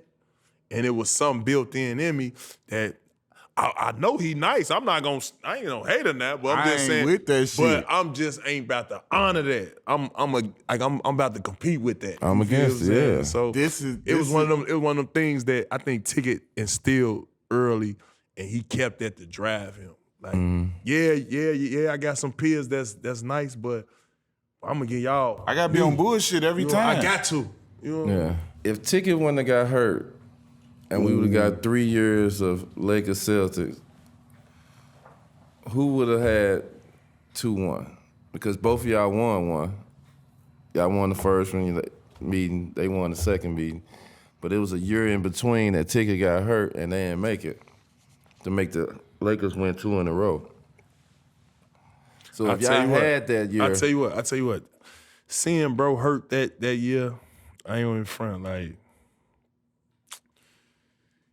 I ain't gonna lie. I done seen days him crying and trying to get back. Like, I done seen times with him like just looking at it like, damn, I want to be out there with y'all. Like, so I knew it meant more to him, like trying to get back and helping his guys than actually us being in that field without him. Cause he like, man, if y'all had me, he knew his worth then. Like, and it showed when we went back in 2010. Boom, we lose another soldier, Kendrick Perkins. I feel we the one that year. We had Perk. Perk was shutting shit down. Bynum was frustrated. You feel what I'm saying? He wore the guys out. He wore Sheed out. You know what I'm saying? He ain't play his bench second half. And, you know, a lot of people, they get on Doc ass for that. But I love that, man. I ain't gonna lie. I don't got nothing bad to say about it. I love Doc Rivers. And the fact that, you know, he went with his guys. Like any of y'all would do. Like, if you saying we finna go do some combat shit, let's say some athletic shit. You gonna pick your most athletic guys. Mm-hmm. I need y'all to go jump over these hurdles. You gonna go get D-Mal. You gonna go get Ronnie Fields. You gonna name all the Chat-Town guys that can jump high in the motherfucker. You got some bruises, but you gonna go with your guys that's gonna go to that job. And then all them guys that was fit for that, you know, he went with his guys. But I just think, man, us getting there in 2010, and, you know, I just think we was short one soldier, bro. Hey, tell me this, right? Because anybody played in our era know Kobe was the dude.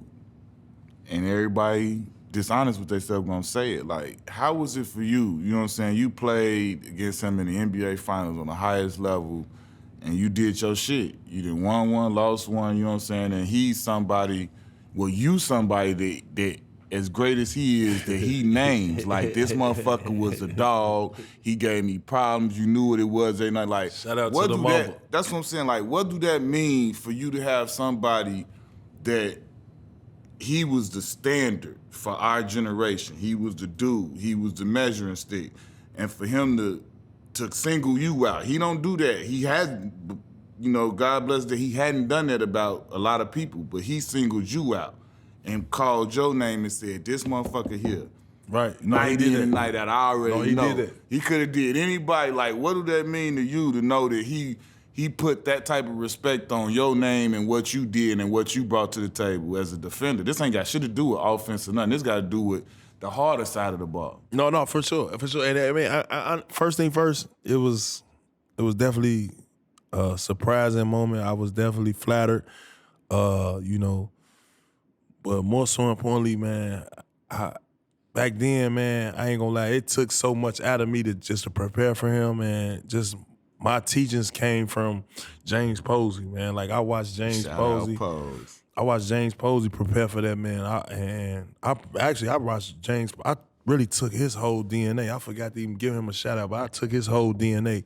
The way he prepared for a game, the way he kept his focus in the game, the way he had that laptop. Man, I went and bought me the same laptop. He'd get, man, big-ass laptop. Man, I'm talking about he'd be watching film of all the people he playing. I'm talking about he getting their transitions moves. He getting their offense, like their isolation moves. He getting their pick and roll moves. He getting when they drive left. He getting when they drive right. And I asked him one day, I'm like, damn, like, what you looking at? He was like, I'm looking at tendencies. He like, so I know when I get in these situations how to find. So I fast forward 2010, I get to play against Cole. That's what I had been doing ever since he went to the Pelicans. I'm like, all right, this is what I'm on. I'm picking up that right there. Every motherfucker that I run against, I don't give a fuck if you Terrence Ross. Yeah. I'm watching all your tendencies. So when you want to just catch and shoot, when you want to just drive left and take off, your ass got to go this way. Mm-hmm. You feel what I'm saying? And I took his whole blueprint, and so to get there to the finals, man, and actually see it effectively work, I got to give my kudos to James Posey and shout out to Pose, man. Big shout out to Pose, and a lot of people don't know, man. Me and Cole never had a conversation. That's the coldest thing about him, though, bro. Like, that's why I asked, what do that mean? Because he's not somebody who, nobody even saw him. Fuck a conversation. You didn't see him if it wasn't on the court. And most of the time when you saw him on the court, he was looking crazy, like in his bag, in his zone, say some slick shit to you, fuck with your head, trying to play. He never say nothing to me. Nah, I'm just saying, like, depends. Y'all was East or West. We played against him more times because I was on the West, so I would get little shit. You know what I'm saying? But, like, it's still, like, that's why I say until we sat down with him, like, bro, we had never had a conversation with him. Q, this man was so smart, bro, right? So, listen, when I started studying him so much, right, you know, I overplay you. I think my best defense is denying you. Mm-hmm. You know what I'm saying? I keep 1 foot behind you, ain't gonna backdoor me. I'm gonna deny you the pass. This offense got to be ran. I might get this steal. I'm going the other way. Mm-hmm. That's my best defense. This motherfucker was so smart. He'll hook your foot. No, fuck that. He'll get to speaking in Spanish to Paul Gasol. Just saying some type of shit. Idios míos, tranquilo amigo, ja amigo. He'll get to saying whatever. Like, I'm saying to myself, what the fuck is you speaking in Spanish for? I know you setting up the up screen so he could pass it to you on when you up screen. You know, I know you come to that corner, come to that heel. You setting up the, all right, I'm going to flash so I can go back door on come the swing. That elbow. I know, like, the triangle is going to be run only so many ways, That's bro. it. You get what I'm saying? Yeah. So you speaking in all this Spanish, you ain't fooling me, bro. I was trying to do the throw off. You feel what I'm saying? So that's the overplay for the underplay. So I'm like, I studied him that much to even learn that. So when you see he shot 30% that specific year, it was for me just studying. Mm-hmm. And I get all them kudos to James Posey. That's sick right there. I like Pose get a lot of love and the leadership and shit like that, but I still think it's understated who he was and the championships he contributed to. Yeah, like no, for sure. You and Pose, Eddie House, Sam Cassell, PJ Brown adding on to what that starting five did, the Perk, KG, Paul and Ray and Rondo. That was a whole nother starting five right there coming off the bench. No, for sure. And not letting up on folks. Did you think leaving Boston and going to Memphis was going to be as good as it was? Did you think, like, because you leaving a championship organization, Memphis clearly wasn't that when you went there, and we know how it is when you in the league, you're going to go where that contract sitting at and where the money at, it, depending on what the time and the scenario and what you got out there. But, like, leaving Boston and going to Memphis, what was you thinking when you were going there? Did you think it was going to be, like, fruitful like it became? No, bro, you gotta figure that when I got the NBA Finals, bro, you gotta figure I ain't signed that contract until August 10th.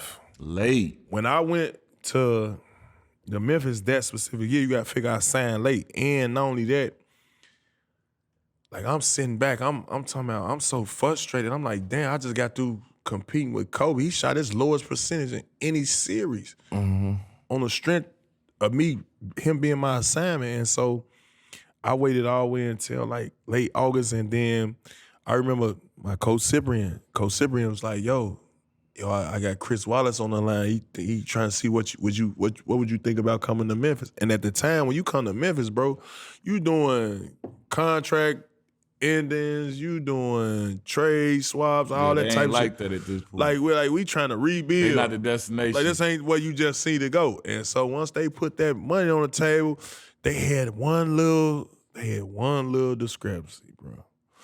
They said, and it's documented. They said, Chris Wallace said, oh, I remember this. I know where he about to go. He say, man, can you and Zach Randolph play with each other? Y'all two different affiliations. I said, what? Man, imagine I'm sitting at the crib on State motherfucking Ontario, man. I've been scratching my head every motherfucking night. Man, you don't give me this deal, man. What we doing? I said, yeah, man, give me we good. Yeah, boom. He flew me to they flew me to Memphis, took my physical, and then rest in peace, Lorenz and Wright, because this when I first run back into Zebo. And I say, man, Joe, I'm about to sign a contract later on, man. They talking about, they saying we can't play together, man. Woo, this, that, and that. He say, no, man. He say, bro, we about to make some noise. Mm-hmm. And I ain't gonna lie, Zebo was that authentic, man. He said, man, we about to make some noise. Did you know Zebo like that before then? Yeah, we had ran into each other a couple times, couple little shake joints, and you know what I'm saying? NBA shit, man. Yeah, you know. NBA What's shit, up with you, man? Yeah, what's up? Yeah. You and Zebo, because I was there the year before, and I seen Mike Conley have talent, Rudy Gay, OJ, Marc Gasol, but they was missing something. Then the exact next year, you and Zebo come to town, and it changed. Well, actually, Zebo was there before me. He was? Yeah, they had so what was I'm saying. There? I was there. You was there that year too when y'all lost 10 games. 'Cause I remember the whole story on you. Well, Memphis. They were saying Memphis. If Memphis pay you, if they play you, they gonna lose X amount of dollars. Yeah, Portland played. Yeah, they got hit. Yeah. So they played. They did that year, and y'all had lost that year. Allen Iverson So was Debo there. played a year, and then you got there. You right. Yeah, he did play a year. He played. They was 10 games out of 500. They missed it, but they made one signing that year, and so that specific signing, I guess, the coach wanted, he wanted Darrell Wright. Yeah. They're all saying he wanted spacing. He wanted some, some shooting. So I got there, it was like, man, the coach was like, man, for what finals you just left out of? With this team, we need a 3-point shooter. And so within that, we gonna roll with our shooters, man. And I ain't gonna lie, if I played, it was either. Who said that, Liner? Yeah, I shout don't out to fuck with him. No, he cool guy. We gonna but he definitely put the press on me like, bro, you can't shoot that motherfucker. I needed a shooter. He was like, you gonna play if I can fit you in. And he kept it that blunt. We had drafted a rookie guard named Xavier Henry. Oh, exactly. Yeah. I ain't gonna lie. Rudy came to training camp with the Xavier Henry, grammar school pitch on, like, giving me the impression like, damn, bro, like, this who you want to start at the 2? Like, 'cause y'all already made it clear, y'all bringing OJ Mayo off the bench. Yeah. It ain't enough rock. You feel what I'm saying? So but OJ gonna shoot that thing. yeah, so they demoted OJ to the bench, you know what I'm saying? I'm thinking I'm coming in, I'm about to start, you know what I'm saying? And it didn't go that way. And for the most part, Coach Holland just, he was just a tough-nosed coach, bro, you know what I'm saying? Mentally, he was trying to, like, just show me, like, you gonna have to work for this. And so, I ended up working for it, man, and that was that, man. How was it making first team all defense the first time? Man, making first team all defense meant the world to me because the first year I got second team all defense, I thought I should have been first team. You feel me? I got to figure, like, I done locked down Mono Ginobili. I'm in here, I'm competing with Kevin Durant. I'm you know what I'm saying? I'm just like that specifically that whole year. Like, I'm going just the best of the best. Like, I don't want to, don't put me on I don't want to stick no stationary shooters. I want everybody in action. You feel me? That's how I gotta survive, bro. That's how I gotta eat. That's how I gotta fit. That's how I gotta find my role. And I was birthed from that from Boston. It was like, all right, cool. Ray Allen shooting all these threes, Paul isolating. You can look at the salaries. Mm-hmm. You can tell who's from that. And from when I got to Memphis, I was just like on that, man. I remember vividly telling Rudy Gay, man, hey man, listen, bro, I'm that guy, bro. Down the stretch, it's me, bro. OJ could come off the bench, whatever. He could play throughout the game. Last 5 minutes, bro, bring me in, bro. You ain't got to stick nobody, bro. I got you. Man, that man told me, man, I'm just average like 22, 25. So we should be good. I said, what? You might need to get a 50. What you talking about? Man. A 22 or 25? I was like, oh, man, let's finish this commercial. So it was then and there that I knew that, like, my role wasn't really honored. Mm-hmm. So I just imagine what the coach thinking. If you thinking like you ain't honoring this defense shit, bro, come on, man, y'all ain't gonna. And so it was then I had to show him, like, you know what I'm saying? Like, all right, this what's gonna win us. This our identity. This what we standing on. This a non-negotiable. Yeah. We ain't doing all that fancy shit. We on defense and defense only. And once we hold our hats on that, we gonna go through our stars from that down the stretch. So your first defense, your all defense was the second team. Yep. Like First year I got to Memphis. I know you you wanted to be first team. You just feel like you deserve it. But how was it, like, knowing your peers voted you? Like, now it's noticed. You know what I'm saying? Like, around the league. Because, like, you was one of the top defenders on the Celtics. You know what I'm saying? You guarding the best players, but you're not making them teams. That's because I wasn't playing that many minutes. No, true, but still, you one of the top defenders, even though you coming off the bench. Mm-hmm. But now to see your peers really appreciate you for what you're doing, how was that for you? It was flattering. I ain't gonna lie. Like, it's like so everything like a puzzle, man. You always want to be a piece to that puzzle. You feel what I'm saying? So whenever you gonna be able to be a piece to a puzzle, man, you feel like you a part. And once you can feel a part, man, magic happen from that. You know what I'm saying? Everybody got to play a role, like you say. At what point, though, like after, you get second team, you get first team, you get first team, it's a point in there where it's a shift, where that offensive player now knows that you are a threat defensively. Like, when did you see, let's be real, we real here, like, certain motherfuckers don't play the same. They be scared. Like, at what point did you see people, whether it was being fearful of your defense, whether it was just straight up being respectful of your defense, and some people, like, a Kobe type motherfucker, like, he might don't give a fuck about it. He like, he I'm don't scared. give a like, fuck so, about like, it. when did you start to see, because you evoke all those emotions when they know that you can do something well. So like, when did you start to see some people come out like try and make it, oh no, I'm gonna try and bust your ass because you supposed to be this and that? When did you see some people shy away from being them normal selves? I'm gonna give you two answers. The only motherfucker that I know that didn't give a fuck about that was Russell Westbrook. Hey, that's about right for part Man, of course. Russell Westbrook didn't give a fuck. I'm about to run straight through that shit. Russell Westbrook used to say, he used to be like, yeah, motherfucker, come over here and stick me. Yeah, come over here and stick me. Yeah, like he used to be that type of motherfucker. I used to be like, what? Yeah, he with all this shit. Motherfucker. And he used to get mad having to pass the ball to Ticket, because not Ticket, but KD, while I'm playing the passing lane, I'm denying, I'm talking, I ain't letting shit shake. You feel what I'm saying? I'm playing the passing lane, know the plays, all that. He be mad, he turned over. He'd come out, yeah, motherfucker, stick me. Stick me, motherfucker. He the only one that went on in that shit. Right. But it was guys that you would see, like, you be like, all right, come on, I don't got time to be wrestling with this motherfucker, huh? Y'all get off. They'll come off it. You feel what I'm saying? And the play designed for them. Hey, people would not believe that, bro. Some of your favorite players would, like, they'll show up on certain nights, like, I ain't fucking with it tonight. I ain't. I done seen that for sure. Because two, they don't want to fuck up their percentages, they some of them too cool, though. And they waiting on your ass to get back on the bench so they can go crazy. No, but like I say, this is the thing that I always respected about Cole. He met that shit. He was ready for that shit. Oh, that's what you on? Bitch, I'm on that times 10. You got me fucked up. Like, ain't nobody, like, I'm telling you, I promise you, it was players in our era that you could come out there and get on your rah, and like, they'll be like, not today. Not today. Not him. Not today, no. He knew, bitch, you can't beat me up. They ain't gonna allow it. And if you try and fuck with me, I'll put 60 on you.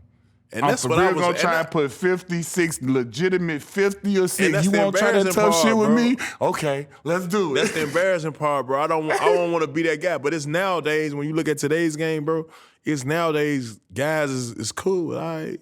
Tripping. Yeah, 50 is cool. Nah. Hey, he'd get his cameraman. Hey, come on. Let's take these pictures. Nah. 3 dudes with 30 in one game. You're like, what the fuck? Like, you just got 50 put on. You want to go out there and vogue for the camera? Fuckers swap jerseys, do all that goofy ass, man. I'm straight on you, man. You just had 50. I'm going to the locker room. So, start, bench, trade, defense, the hardest person to defend, start, to the easiest person to defend, get traded. So, start, bench, trade. Okay. See where you going with that. LeBron, Carmelo, KD. Damn, D-Mal, you just went over the nigga. All right, okay, look, all right, cool. All right, so listen, what I asked about Bron, we talking about Bron today, because Bron didn't have the same attributes he got today. No, we saying, however you judge it, what you played against. Who's the hardest? What I played against back in the day, I ain't gonna lie. Our scout report on Bron, go under. Yeah, of course. Our scout report on Bron was we live with the J. Yeah. You feel me? Melo, we couldn't do that. KD, we couldn't do that. So hard as the guard, I still had to go with KD. Okay. But Melo right behind that. And the bench, you bench Melo. You trade LeBron. And you trade LeBron. But that sound ugly with 41,000 points, bro. I'll just say that sound ugly. No, it's just the hardest to go. You know what I'm saying? That sound ugly though. Like why does it sound ugly? It sounded ugly because it's like when I played him, he didn't have them attributes. That's all I'm saying. It's to me. And I don't want to disrespect. It's nothing against. No, You're not disrespecting. Okay, You cool. telling the truth about the period you play. Who you first feel of all, like it's harder to he's guard, a motherfucker like? that didn't play for 21, 22 years. So Salute him. Salute him. Yeah, so that's Salute him. incredible. Never missing And a with that, he's season or evolved nothing. as a player. He wasn't who he is now when you played against him. Exactly. So you speaking on your Yeah, time that's period not of a playing diss. against him. You just spoke on the I scout never had report. put like this. I never had a moment where LeBron kept running up on me and like, watch out, y'all, watch out. I'm gonna do this. Exactly. I had that moment with Cole. I've had that moment with Melo. I've had that moment with Durant. I've always had a part where when I played Bron, he pick and choose when he gonna do his That's thing. part of. I mean, I think that's part of the phenomenon that is LeBron and you know the fact that he's the all-time scoring leader. I think that's the debunker because nobody sees him like that as this ultimate like, bitch, I'm about to get the ball and just score on you. He's never been that. But ain't the never fact seen of his 20 plus years, his consistency with health and being available. And That boy didn't not wanna having say to it. be like, I'm going to just take all the shots. Man, I'ma- that boy didn't want to say it. No, I'm saying like all of those things make it what it is. Like when you say 40K, like he's got that because if you think about it, Carmelo was out the league for like 2 or 3 years. KD didn't miss the whole year with an Achilles injury and all of these different things. And then LeBron's still older than him. So like that's why he's been able to accumulate. And he's always kind of been passed first. And y'all know, both of y'all been in the league where you could hold a motherfucker You like can't this. touch him, yeah. Both of y'all that been in the league where you could Yeah. elbow a nigga like, both of y'all ain't never been in the league where you gotta stick a motherfucker like this. That's what I'm telling you. We first came So in. now you could- 6'9" or 16, whatever fucking tall you, 260, whatever fucking weight you weigh, and you going that motherfucking fast, and I gotta slide my feet on you with your handles that good and your strength and your, bro, I'm gonna lose every time. You gonna get 2,500 points every season. You had a lot of teammates over your career, a lot of guys you played with. Out of all the teammates that you played with, if you had to pick 4 other teammates plus you to make an ultimate 5 to go against anybody ultimate 5, everybody in their prime, You the two, I guess. who would be them other 4? Let me come off the bench, bro. No, you got I gotta start. gotta start. It gotta be you and 4, only 4. Pressure. All right, look, did this here. All right, we going KG. Easy. Zebo. Hold on. Oh, that's 4 and 5 right Hold on, but see, that's why I You want wanna to put be KG there. at That's the why I front? come off the bench. No. All right, we going KG, we going Zevo. That's 5-4. Damn, bro.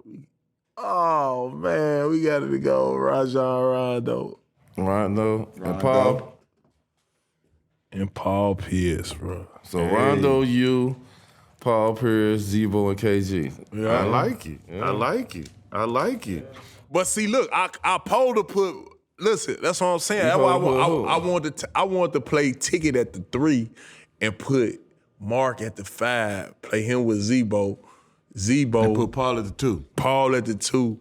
And look, you know, night in, night out, you know, we got to roll Rondo. He got them ships. We got to go ships Rondo. You know what I'm saying? Yeah, this ain't a team thing. This just your 5 getting on the court. Who you finna run it with? No, that's fact. That's fact. That's how I'm running. This is what I want to know. You know, Chi-Town player like yourself, man. I'm ready for it. Give it to me. What, like, you know, I don't want to hear about buying no crib for mom, Okay. Dukes, or nothing like that. I don't want to hear, we all know that happened. We all had to do that, take care of the fam. I want to know what TA did for young TA when you spent something like right now, you grown, you can look back like, He was tripping, but like, goddamn, I don't care if it was a watch, I don't care if it was a whip, I don't care if it was a fella's trip or something. Like, what did TA do the first time you went and you did something that you consider like, yeah, I did that with the money. Like, I don't care what you did that you felt like, I ain't never did nothing this big. This feel good right here. I just treated myself one time.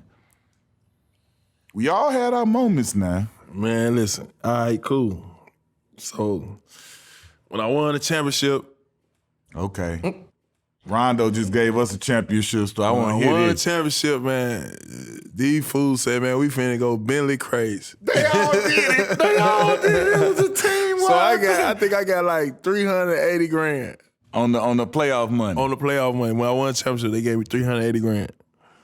Man, the Bentley had to been $330,000 cash out. I gave him $330,000 cash Straight out. off the floor. Put some Volanos on that thing, man. 24 Hey, is Volanos. listen, that's the same story Rondo just gave. Did he? Said, Rondo said, look, me and Perk on our rookie deals. He said, we won that thing. He said, we ain't even get our money yet. We knew it was coming. We went and walked straight to the roads. Or They did that. I waited till my bag came. I couldn't. I wasn't. I played it a little bit different. No, walking up there. I gotta have it first before I finish. Let me get that, man. I ain't gonna lie. And then it was crazy because as soon as I got the Bentley, it was like, all right, I'm gonna go to the store. I'm gonna go here. I'm gonna go here. And then after that, like, well, I'm gonna drive this motherfucker. I gotta go back and play in Boston. You can't ride this in the snow in Boston. No, bro. that's right, bro. Bro, what the hell I'm gonna do with a Bentley in Boston with all this snow, bro? Hey, you remember when I brought my cars out to Boston? Yeah, you had the roads and all that, bro. And the train horn on that Yeah. one? Oh, that was all D-Man. I'm still looking forward to doing that. I'm gonna do that one day. Fuck out of here. Listen, he scared the shit out of me coming out the listen, watch He this. got all his car going to practice. Yeah. No, we were leaving practice. So we leaving practice. Bro, I'm come pulling out, bro. I'm in the range. I'm leaving. And the thing wasn't coming up. You know, they had the little, you know, you got The gate. The gate. That man said, boy, I thought a motherfucker did something wrong at that time, man. I said, what the fuck? Man, that man got a Train horn on a it. train horn. It blew me, bro. When we got back to practice, I say, bro, don't you ever get behind me and blow that motherfucker. That shit should be illegal, bro. Hey, you think that was some sick shit? Shaq used to ride around with police lights. He'd ride around with limo tent on all of the cars. He pulled us over before. He pulled me over one time. Yeah. Out the mud. You know what I'm saying? Finally coming, man, out the mud. Yeah, we here. Y'all the biggest inspirations of all that, bro. Just let y'all know. Let y'all know y'all is the biggest inspiration of this podcast shit. That shit don't go unnoticed if it wasn't for y'all. Man, we see you and Zebo. We finally got a chance to really see y'all talk and show your personality, show who you are. For sure that. And just watching it from first episode to now, how your peers embracing y'all. You know what I'm saying? That was one of the things I was telling Zebo, like, man, folks want to hear you. Folks want to see y'all. You know what I'm saying? Y'all was some of folks' favorite players for both of y'all to hook up and be together. Your peers are embracing you. Anytime that y'all say, man, hey, we want y'all to be on the show, them folks come running, man. So how is it to be in this space and, you know, just navigate through it? I know this like it's y'all first year or so doing it, but how is it to just, you know, have your own podcast, do it with your partner, your grind partner that you've been grinding with? For sure. And for y'all to be embraced by your peers and guys want to get on there and just talk to y'all and just, you know, have a meeting of the minds with y'all. Yeah, it's been great. And honestly, man, I ain't gonna lie, man. Just hearing everybody's story, it excites me. You feel what I'm saying? Because, like, I know how I came up, and I just want to hear how a lot of other people came up. And just to see that, man, everybody's journey's been different. You know what I'm saying? And certain guys who you think, like, dealt a silver spoon, they got obstacles that they went through. And I'm talking about certain battles that they had to go through. And so for me to see everybody come and, you know, and show love, man, it's just been a big brotherhood, man, from the fraternity that we all started in and ended in. It's like, man, Joe, we still family. Like, no matter how the battles went, no matter how we competed against each other, like, at the end of the day, bro, we all had a journey to get here. And guess what? Guess what they tell us when we first get in the league, bro? this ain't a right, boy.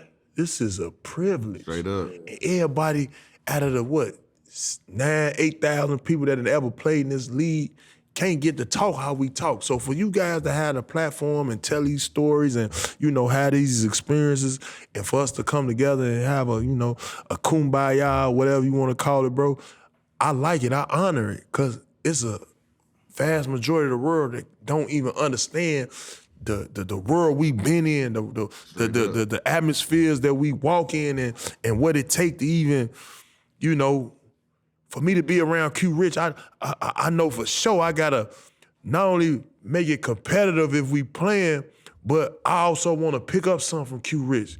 I'm also looking for his some inspiration where he gonna tell me something, where he gonna give me some game, or and if it's coming in podcast where I'm honoring it. You feel what I'm saying? So I love it, man. I love this space, man, and I'm glad that I'm around y'all even now, bro. This is a true blessing. Let me ask you this, because Q had to get me out of this. And y'all seeing you and Zebo, it's like the exact same thing, the same thing I was trying to say. 100%. Playing to Zebo. We don't do cameras and microphones. Never. It's a code of silence. That's why we kind of stayed away from it. Yeah, we don't do cameras and microphones. How was it for you to get past, like, you got to do something different to kind of move forward, to start doing the cameras and microphone and not being so afraid of them that you might say something wrong, or you might say something that might disrespect somebody, or, say something. And that's the biggest thing. Yeah. So we still under a microscope. You feel what I'm saying? And so I play it like, you know what I'm saying? Because I'm also tied to an organization, you know what I'm saying? And it's like, damn, I don't want to offend nobody, but I'm also be me. You feel what I'm saying? I'm also be real. And y'all do a good job of displaying that. Like, where you could be you. You know what I'm saying? You can calm down on the N-word. Yeah. You know what I'm saying? Before the show, you talk, calm down on the, you know what I'm saying? Yeah. Certain words. And I take that as y'all my OGs, bro. And each one should always teach one. And so as we move forward in these platforms, man, that's the game we giving. You feel what I'm saying? Support each other. Support each other. And like I said, man, we from a fraternity, bro. Everybody can't even talk about, man. And so moving in this space, bro, I ain't gonna lie, I'm enjoying it, man. It's also, used to get my mojo back, get my swag back. Motherfucker pull up with, hey, man, we love Out the Mud, you know what I'm saying? Yeah. They different, right? They ain't even saying hooping shit. They ain't about no hooping shit. They ain't even saying, TA, we love you with the Celtics. We love you. Hey, we fucking with you Out the Mud. That's crazy, And so I'm like, damn. So, I mean, and then it was crazy because Zebo just told me the other day, he was like, bro, I was out, bro. He was like, I think he was doing some grocery shopping or something. He was like, bro, somebody just was like, man, I was going through a hard time, bro. Looked at y'all's podcast, and just to see how y'all made it to where y'all made it to, bro, he said it gave me motivation to keep going. So I'm like, yo, we reaching some people. And so as long as we keep reaching some people and just, man, making it fun, make a lot of people want to hear this shit, man. A lot of people want to hear about what's going on in these locker rooms, because everything what they portray in the media, it's another intel. Yeah. And we got it. We can tell it ourselves. We got it. We got the intel. Man, y'all check out the Mud, man. For real, man. I definitely take pride and feel proud, like hearing people like you, Zebo, KG, just be like, watching me and Black Dude we did, because it's something that we didn't know we was doing when we got into it. We didn't know that we was going to inspire nobody to do nothing or let people know they could do it their own way, and it don't got to look a certain way, you know what I'm saying, that people could still rock with it. And like for us, like I take, especially when you talk about Zebo, because having Zebo, listen, bro, I'm having Zebo on here for the first time on our show, me and him. Oh, Zebo been on here? Bro, true to form. This was probably like one of the first things he did. You thought Zebo was on bond or something. Like, Zebo was not talking to us, bro. It was like one of the quickest, shortest interviews. And I'm talking about, like, Zebo just was the other day on NBA Hooper Vision with me. Like, when we do the live games, me and Mark Carver, Zebo up there kicking it, chilling and everything. And it's night and day. The comfort zone that he's in so now. He didn't grow. Yeah. What? That's what I told That's what I'm saying, to have his own show and be doing.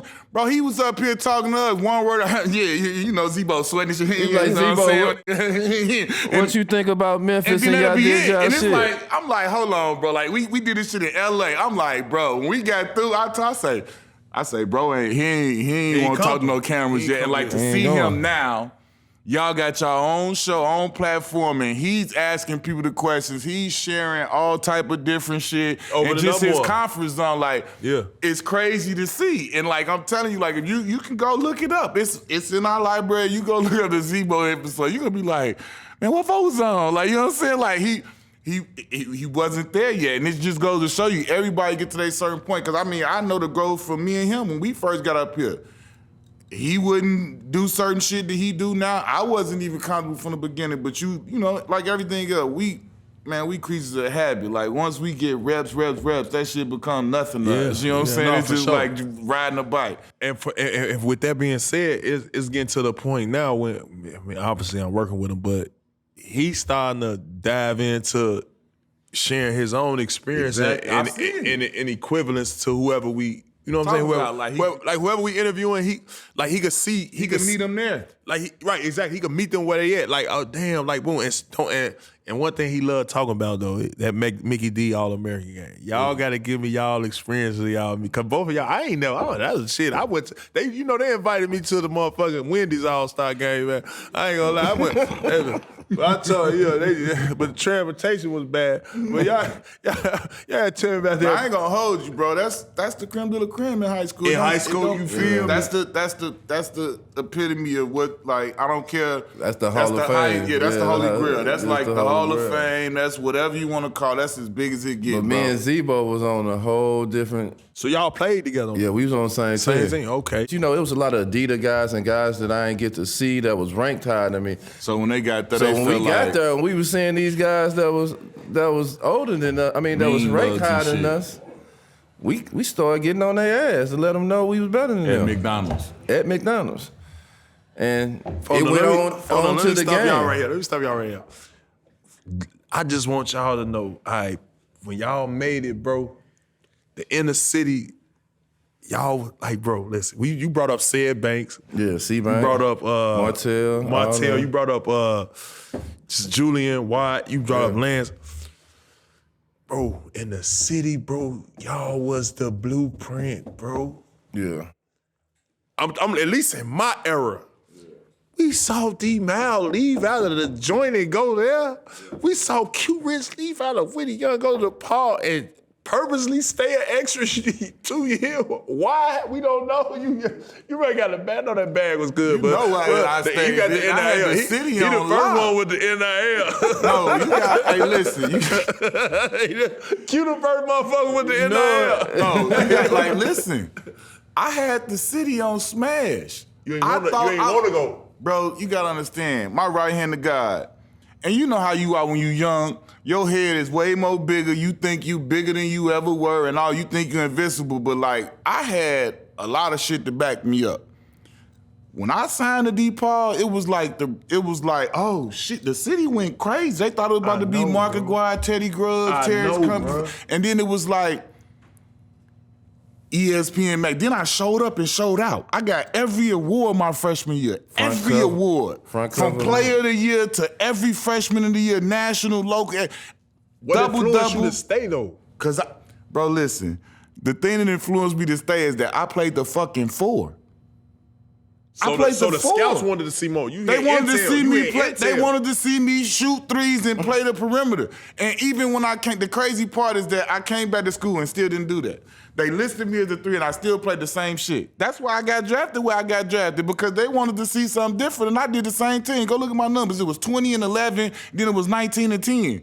It was the same thing. I played a 4 both years, even though I was a 3. So they thought when I got to the league, he worked his ass off in the shoot. When truthfully, I've been able to shoot since I was a 5th grader. That was the first thing I was ever able to do, was shoot the ball. I just didn't do it because I was a better rebounder.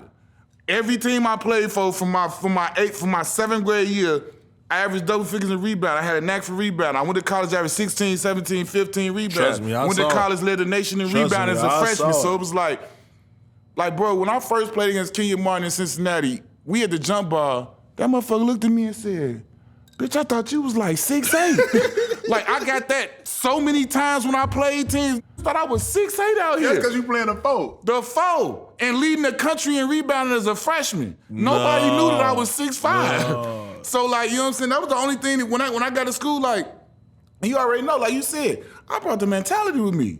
I brought Red West Chicago with me. Bro, when I come in here, everybody I'm playing for, like, bro, before we play the game, I'm sitting here looking. We playing, you know, athletes in action. You know, like the little bullshit teams you playing exhibition. I'm chilling. That motherfucking popcorn pop, then they saw. You gotta see one. You gotta see one of the excitement. It's all Nah, excitement. I need to just, in college, because it was like, bro, we was 4-20-something the year before. What am I getting out of this practice and everything? I showed up arrogant, cocky as hell. We here because y'all could not. I ain't gotta compete against y'all. Like, they was trying to punk us, like, do that freshman shit. I was like, bro, are you shitting me right now? Who was it? It was you, You Lance? never heard of none of them. It was me, Lance, Bobby Simmons, Kerry Hartfield, Sean Burno, Lamar. We had the #1 recruiting class in America. You ain't about to tell me shit. Lil I could have went to anyone. Lil Burno, the little point guard, yeah. And I could, and me particularly, bitch, I had everybody. I could have went to anywhere in the country. So it was like, I'm staying here like, our freshman year was arrogant. No, I'll say that. I know it. I love that. You couldn't tell us shit in Chicago. Bro, we just want to say, man, we appreciate you coming on the show, but we very proud of you and what you're doing. Shot-Town's fine. You know what I'm saying? You already Shot know. But we Town's proud of fine. what you're doing, man. So keep doing your thing, bro. Man, we family, man. Y'all got always know, bro. Yeah, listen, hold on, Q. You gotta always know, bro. Listen, bro. Before I got into this hooping shit, bro, y'all are the guys, bro. And I don't want y'all ever not feel like y'all ain't the godfathers of that city, bro. And any hooper coming up before that, man, they gonna understand that. So big salute to y'all for having me on the platform, man. And I had fun, man. I already know we had to do it, man. The real We gotta do it Shot again, Town. man. We gotta do a collab now. Now we gotta come on Out the Mud. Now, Z-Bo. that's the setup. We need both of these guys on Out the The Mud. overplay for the underplay. Let's get it. Man. You did. They too near not to hear.